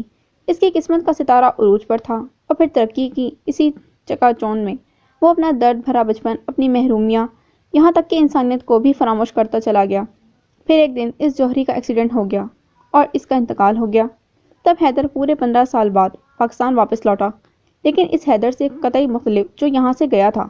وہ ڈرا سہما معصوم سا حیدر تو مر گیا تھا، لیکن جو زندہ تھا وہ مغرور، بے حد رئیس، پوری دنیا کو اپنی انگلیوں پر نچانے والا چودھری حیدر گیلانی تھا۔ بظاہر وہ ایک بے رحم اور سنگدل شخص تھا، لیکن اس کے اندر ابھی بھی کہیں نہ کہیں تھوڑی انسانیت موجود ہے، کیونکہ اسے یتیم اور بے سہارا لوگوں سے بہت لگاؤ تھا۔ شاید اس لیے کہ وہ خود بھی انہیں میں سے ایک ہے۔ مجھ سے بھی حیدر کا کوئی سگا رشتہ نہیں ہے، بلکہ حیدر سے میری ملاقات ایک حادثے کے ذریعے ہوئی تھی۔ میری بہو کے ورغلانے پر میرے بیٹے نے مجھے گھر سے نکال دیا۔ میں مرنے کے ارادے سے سڑک پر بے دہانی میں چل رہی تھی کہ حیدر کی گاڑی سے میرا ایکسیڈنٹ ہو گیا۔ ہوش میں آنے پر میں نے حیدر کو ساری کہانی سنا دی۔ پھر وہ اپنے ساتھ مجھے یہاں لے آیا۔ اب پچھلے 11 سال سے میں حیدر کے ساتھ ہوں۔ میرا اس سے کوئی خونی رشتہ نہیں ہے، لیکن پھر بھی وہ مجھے اپنی ماں کا درجہ دیتا ہے، اور میں ہی نہیں، تمہیں یہاں جتنے بھی ملازم نظر آئیں گے وہ سب کسی نہ کسی حوالے سے حیدر تک پہنچے ہیں۔ اور یوں حیدر کو بھرا پورا خاندان مل گیا، جن کے لیے بطور خاص حیدر نے سرونٹ کوارٹرز بنائے تھے تاکہ وہ اسے ہی اپنا گھر سمجھیں۔ اور سچ پوچھو تو وہ اتنی دولت اپنے لیے نہیں بلکہ ہم سب بے آسرا لوگوں کے لیے کماتا ہے۔ حیدر ہم سب سے لڑتا جھگڑتا ہے، غصہ بھی کرتا ہے، لیکن دوسرے ہی لمحے وہ ہم سے پیار بھی کرتا ہے۔ اسی لیے میں کہتی ہوں بیٹی کہ حیدر کی ظاہری شناخت کو نہ دیکھو، کیونکہ وہ جو نظر آتا ہے وہ سچ میں نہیں ہے۔ میری مانو تو اس کے دل میں جھانکو، پھر دیکھنا وہ تمہیں دنیا کا سب سے نیک اور پیارا انسان نظر آئے گا۔ میں اب چلتی ہوں، اور ہاں، تنہائی میں سوچو گی تو یہ فیصلہ کرنے میں زیادہ آسانی ہوگی کہ جو میں کہہ رہی ہوں وہ کس حد تک سچ ہے۔ ساری حقیقت بیان کرنے کے بعد وہ اسے عجیب کشمکش میں مبتلا کر کے اس کی پیشانی چومتی وہاں سے چلی گئیں، لیکن اسے نامعلوم بے چینی سے دوچار کر گئیں۔ وہ بے اختیار یہ سوچنے پر مجبور ہو گئی کہ چودھری حیدر گیلانی اس کے نزدیک سوال کی مانند تھا، جسے سلجھاتے سلجھاتے وہ خود الجھنے لگی تھی۔ اس کی زندگی کے ہر موڑ پر ایک نئی کہانی اسے وابستہ تھی۔ کسی بھی انسان کی زندگی میں بچپن کا دور خوشیاں لے کر آتا ہے، لیکن اس کی زندگی میں بچپن تو پریشانیاں، تنہائیاں اور اپنوں سے جدائی لے کر آیا۔ چھوٹی سی عمر میں ہی کتنا کچھ سہا تھا اس نے۔ وہ جو خود کو واحد مظلوم ہستی سمجھتی تھی، آج اس کی کہانی جان کر یہ احساس ہوا کہ حیدر کے دکھ کے سامنے تو اس کا دکھ کچھ بھی نہیں تھا۔ نہ جانے اس انسان کی زندگی کے اور کتنے ہی ایسے پہلو تھے جن سے وہ انجان تھی، نہ جانے اور کتنی گتھیاں ابھی سلجھانی باقی تھیں، لیکن ان سب کا ایک مثبت اثر ضرور ہوا تھا کہ بازگاہ کے لیے سوچنے کے نئے در کھل گئے تھے۔ آج اسے سمجھ آیا کہ ماضی کے تلخ تجربوں نے اس میں اتنی کرواہٹ بھر دی ہے، اسی لیے وہ اتنا وحشی ہو گیا تھا۔ آج وہ اپنے دل میں حیدر کے لیے نرم گوشہ محسوس کر رہی تھی۔ سن لے او مورے سجن، جب سے ہوا دلوں کا ملن، پانے کو تھاری بس ایک جھلک، لاگے راہوں پہ ہمرے نین، لگن لاگی تم سے من کی لگن۔ رفت بھی اپنی نگرانی میں لاؤنج کی ڈسٹنگ کروا رہی تھیں۔ بازگاہ چائے بنا کر وہیں لے آئی۔ انہیں چائے دینے کے بعد وہ جیسے ہی اپنا کپ لے کر پلٹی، سامنے بے دہانی سے آتی رشیدہ اسے ٹکرا گئی۔ بدلے میں چائے سے بھرا کپ فرش پر گر کر مخملی قالین کو داغدار کر گیا۔ ہائے اللہ جی، یہ کیا غضب ہو گیا! معاف کرنا بی بی، وہ میں… کوئی بات نہیں رشیدہ، ہو جاتا ہے، اس میں اتنا پریشان ہونے کی کیا ضرورت ہے؟ بازگاہ نے اسے اس طرح حواس بازساختہ دیکھ کر آرام سے کہا۔ نہیں بی بی جی، اگر حیدر صاحب نے قالین پر داغ دیکھ لیا تو مجھے کچا ہی چبا جائیں گے۔ توبہ توبہ، ان کا غصہ تو اللہ کی پناہ! اور یہ تو اتنا مہنگا قالین ہے، باہر کے ملک سے لائے تھے؟ میں ابھی اسے صاف کرتی ہوں۔ رشیدہ کے ہاتھ پاؤں پھول گئے تھے اور وہ اسے حیران چھوڑ کر تیزی سے پلٹی اور فوراً ہاتھ میں کپڑا لے آئی۔ رہنے دو رشیدہ، یہ میں کر لوں گی، تم جاؤ۔ رفت بی کی بات سنو۔ اس کے ہاتھ سے کپڑا لے کر وہ خود قالین صاف کرنے لگی۔ وہ ابھی رگڑ ہی رہی تھی کہ اچانک وہ کپڑا مردانہ بوٹوں کے نیچے اٹک گیا۔ اس نے کپڑا وہیں چھوڑ کر بوٹوں سے ہوتی نظر جیسے ہی چہرے تک پہنچائی، وہ تو پتھر کی بن گئی۔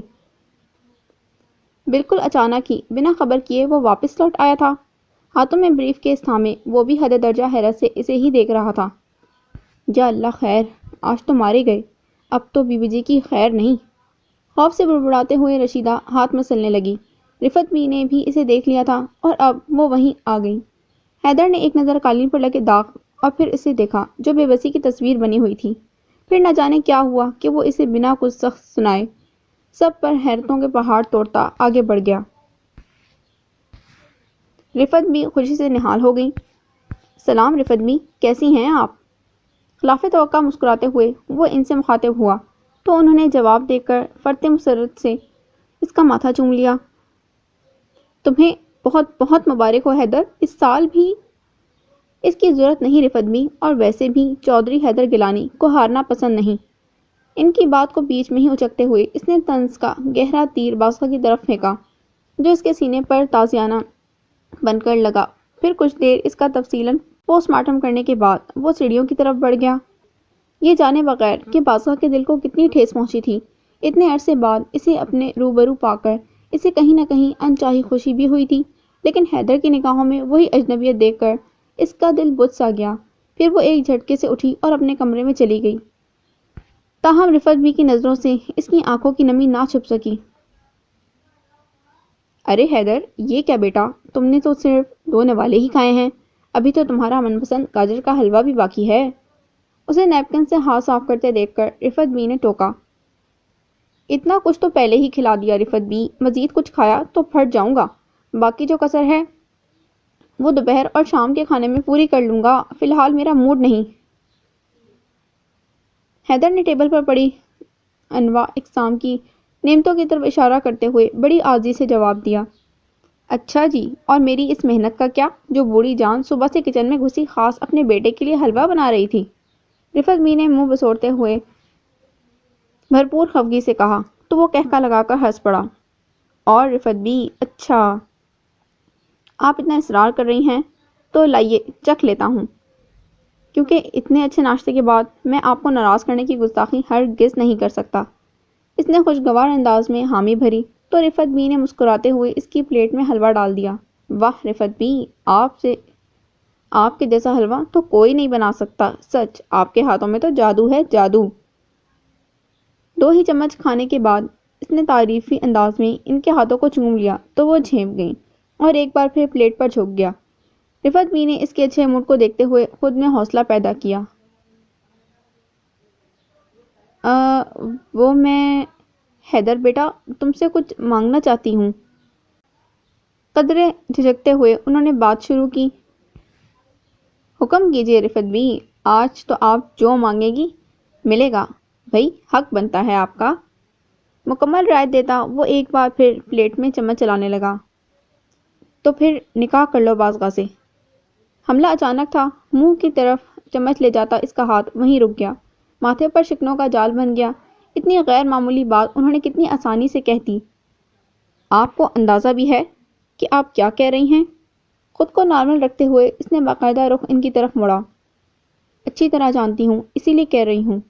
بازگاہ ایک یتیم بے آسرا لڑکی ہے، اس کا کوئی نہیں ہے، اسی لیے میں چاہتی ہوں کہ تم اسے اپنا نام… اوفو رفت بی، آپ چاہتی ہیں کہ میں اس معمولی لڑکی کو اپنی زندگی میں شامل کر لوں؟ ہرگز نہیں۔ ان کی بات کو کاٹتے ہوئے وہ ایک جھٹکے سے اٹھا، اس کا موڈ یکسر بدل کر رہ گیا، لیکن رفت بی نے قطعی پرواہ نہ کی۔ وہ آج تخت یا تختہ کا فیصلہ کرنے پر تلی تھی۔ اگر ایسی بات ہے تو یہ مت بھولو کہ معمولی بنانے والے بھی تم ہی تھے، اور اگر وہ اتنی ہی معمولی تھی تو تمہاری نظروں میں کیوں آئی؟ تمہاری نظر اس پر آ کر ہی کیوں ٹھہری؟ کیوں تم نے اسے ذلیل و رسوا کیا؟ بولو، جواب دو۔ وہ خود بھی غصے میں آتے ہوئے اسے بازو سے پکڑ کر جھنجھوڑنے لگیں، لیکن اس بار وہ مٹھیاں جکڑے خاموش رہا۔ اب کیسے سامنا کرے گی وہ اس دنیا کا؟ کیسے جیے گی؟ تم نے اسے یہاں لا کر پھینکنے کے بعد فراموش کر دیا، لیکن کبھی سوچا کہ وہ جوان اور خوبصورت لڑکی اتنی پہاڑ سی زندگی کیسے گزارے گی؟ وہ اس کا رخ اپنی طرف موڑ کر اس کے چہرے کی جامد خاموشی کو دیکھنے لگی، جسے اب اس کے لبوں کی جنبش نے توڑا تھا۔ ٹھیک ہے، زندگی ہی گزارنی ہے نا، تو رہے ہمیشہ کے لیے اس گھر میں، کھائے پیے پہنے اوڑھے، مجھے کوئی اعتراض نہیں۔ ویسے بھی اس کے ہونے یا نہ ہونے سے مجھے کوئی فرق نہیں پڑتا، وہ اپنی مرضی سے زندگی گزار سکتی ہے۔ نہ جانے کیوں وہ جو کہتا رہا، دل اور آنکھیں اس کا قطعی ساتھ نہیں دے رہی تھیں۔ رفت بی نے ابرو اچکا کر اس کا جائزہ لیا۔ جو خود الجھا ہوا تھا اور ان کے طنزیہ انداز کو نہ سہتے ہوئے رخ پھیر گیا۔ کس حیثیت سے رہے گی وہ اس گھر میں؟ آج کل کے دور میں لوگوں کو باتیں بنانے کا موقع ملنا چاہیے۔ کیسے جواب دے گی وہ لوگوں کے طنز بھرے سوالوں کا؟ یہ دنیا اسے جینے نہیں دے گی حیدر۔ رفت بھی اس کی کمزوری پا کر شیر ہو گئی۔ آپ شاید بھول رہی ہیں رفت بھی، اس گھر میں اور بھی ملازم ہیں جن کا مجھ سے کوئی رشتہ نہیں، ان سے تو دنیا سوال نہیں کرتی۔ بڑا بے ہنگم سا جواز پیش کیا تھا اس نے کہ وہ اس کے بالمقابل آ گئیں۔ ہاں نہیں کرتی، کیونکہ وہ سب ملازم ہیں اور تم خود اسے لے کر آئے تھے۔ جیسا تم نے اس معصوم کے ساتھ کیا ہے، تمہیں ذرا بھی ترس نہیں آیا؟ رفت بھی بس بہت ہو گیا، اب کیا چاہتی ہیں آپ؟ وہ مشتعل سا ہو کر چلا اٹھا۔ یہی کہ تم اسے اپنا لو، اور تم ہی کہتے ہو نا کہ وہ تمہارے لیے غیر اہم ہے، تو نکاح کے 3 بول پڑوا لینے میں تمہاری کون سی شان گھٹتی ہے؟ لیکن تمہارے ایسا کرنے سے اس مسکین کو جینے کا مقصد مل جائے گا، شاید اس طرح اس کے غموں کا ازالہ ہو سکے۔ انہوں نے لوہا گرم دیکھ کر چوٹ کی تھی جو اتنی زبردست تھی کہ اس کا وجود منقسم کر گئی۔ ٹھیک ہے، اگر یہی آپ کی خواہش ہے تو ایسا ہی صحیح، لیکن ایک بات یاد رکھیے گا، میں صرف آپ کے لیے یہ کڑوا گھونٹ پینے کے لیے تیار ہوا ہوں، اس میں قطعی میری ذاتی خواہش نہیں۔ اس سے کہیے گا تیار رہے، میں سارا بندوبست کر لوں گا، اور آج شام 5 بجے یہ نکاح ہو جائے گا۔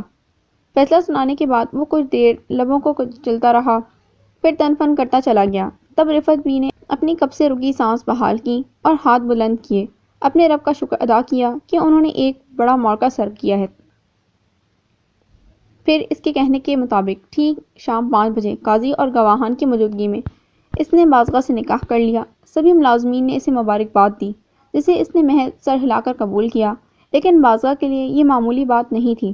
اس بندے کو پا کر اسے اپنا گوہر مقصود مل گیا تھا، تاہم ابھی ایک اور ہدف باقی تھا، اس مغرور بادشاہ کو پوری طرح فتح کرنے کا اور اپنی محبت کا اسیر کرنے کا، اور بازگاہ نے یہ چیلنج دل کھول کر قبول کیا۔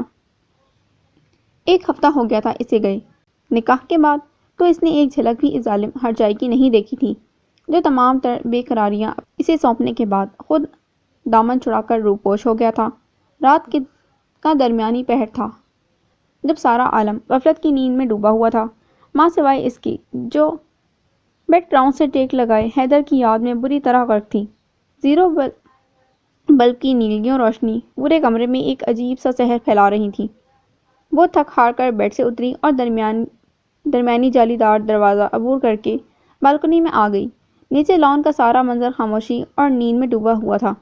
اچانک ٹھنڈی ہوا کا جھونکا اس کے بدن سے ٹکرایا اور اسے پرلطف احساس بخش گیا۔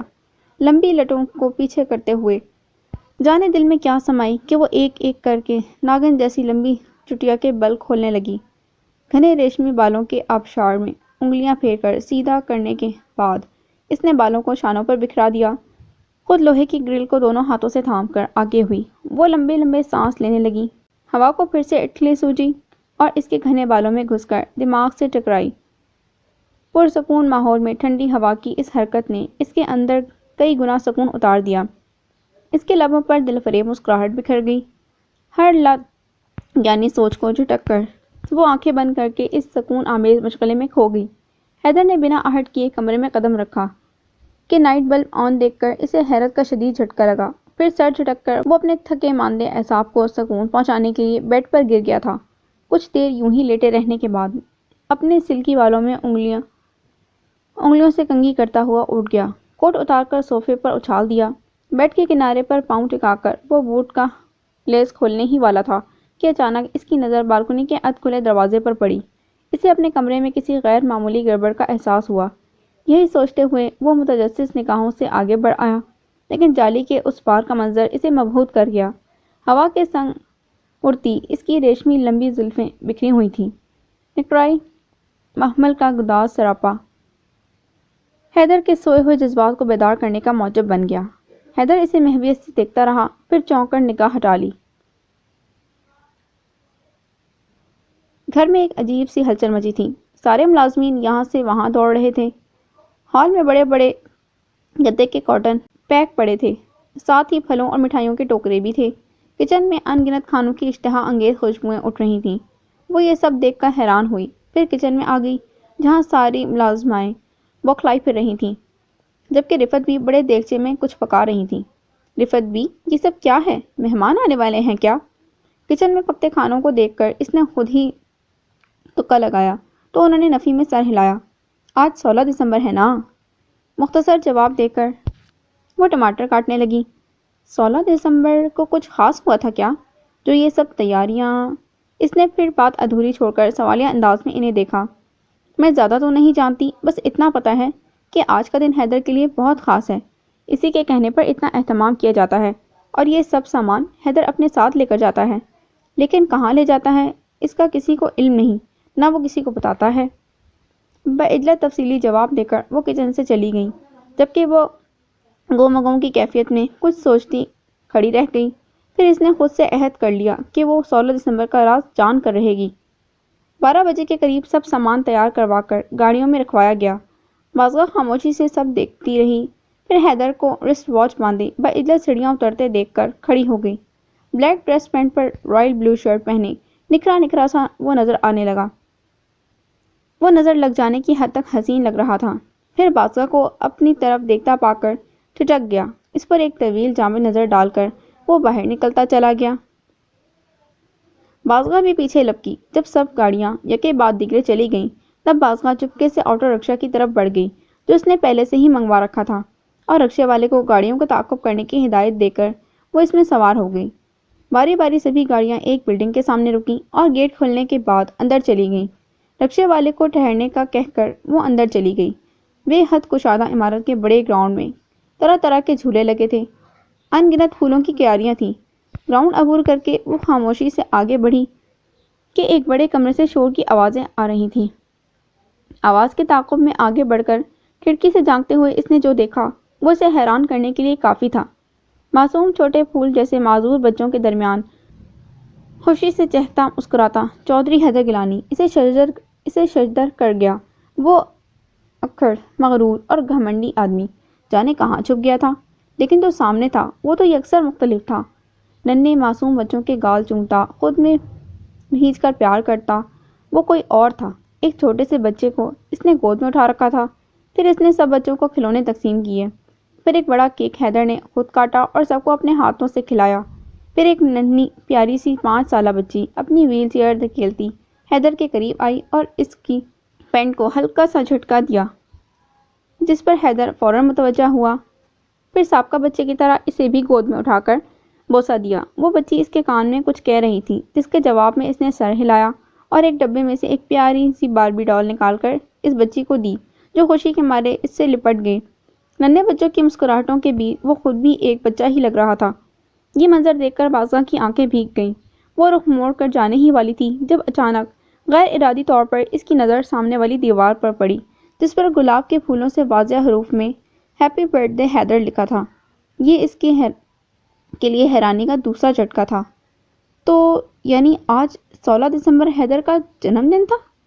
خود سے بڑبڑاتی وہ اسے دیکھنے لگی، جو بچوں کے بیچ باقاعدہ مستیاں کرنے میں مگن تھا۔ پھر اسی طرح بنا کسی کو خبر کیے واپس لوٹ آئی۔ اس کے کمرے میں قدم رکھتے ہی نظر اس دشمن جاں کی جہازی سائز تصویر پر پڑی۔ وہ پیار بھری نظروں سے اسے دیکھنے لگی، پھر آہستہ سے چلتے ہوئے تصویر کے قریب آ گئی، جس پر وہ باقاعدہ مسکرا رہا تھا۔ بازگاہ نے تصویر کی آنکھوں میں آنکھیں ڈال کر اسے مخاطب کیا۔ کیا ہو تم؟ کون ہو؟ انسان ہو یا فرشتہ؟ کیوں ہو تم اتنے اچھے؟ رفت بھی ٹھیک ہی کہتی ہیں کہ تمہیں پیار کرنے کو جی چاہتا ہے، کیونکہ تم ہو ہی چاہنے کے لائق۔ ایک میں ہی ہوں بد نصیب جو تمہیں سمجھ ہی نہ پائی۔ مجھے معاف کر دو حیدر، پلیز مجھے معاف کر دو۔ اسے باتیں کرتے ہوئے وہ چہرہ ہاتھوں میں چھپا کر پھوٹ پھوٹ کر رو دی۔ پھر نہ جانے کیا سوجی کہ اس نے وارڈروب سے ایک نئی بلیک ساڑی نکالی، میچنگ جیولری پہن کر فل میک اپ اس پر کیا۔ خوب جی بھر کر تیار ہونے کے بعد وہ آئینے کے سامنے کھڑی ہو کر اپنا جائزہ لینے لگی۔ آج وہ حیدر کو سرپرائز دینا چاہتی تھی، وہ بھی اس دن کو ایک نئے انداز میں اس کے ساتھ منانا چاہتی تھی۔ تیار ہونے کے بعد وہ بے صبری سے انتظار کرنے لگی۔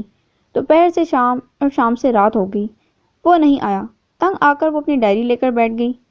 رات کے 11 بج رہے تھے۔ لائٹ بجھا کر ٹیبل لیمپ آن کر کے وہ وہیں بیٹھ گئی۔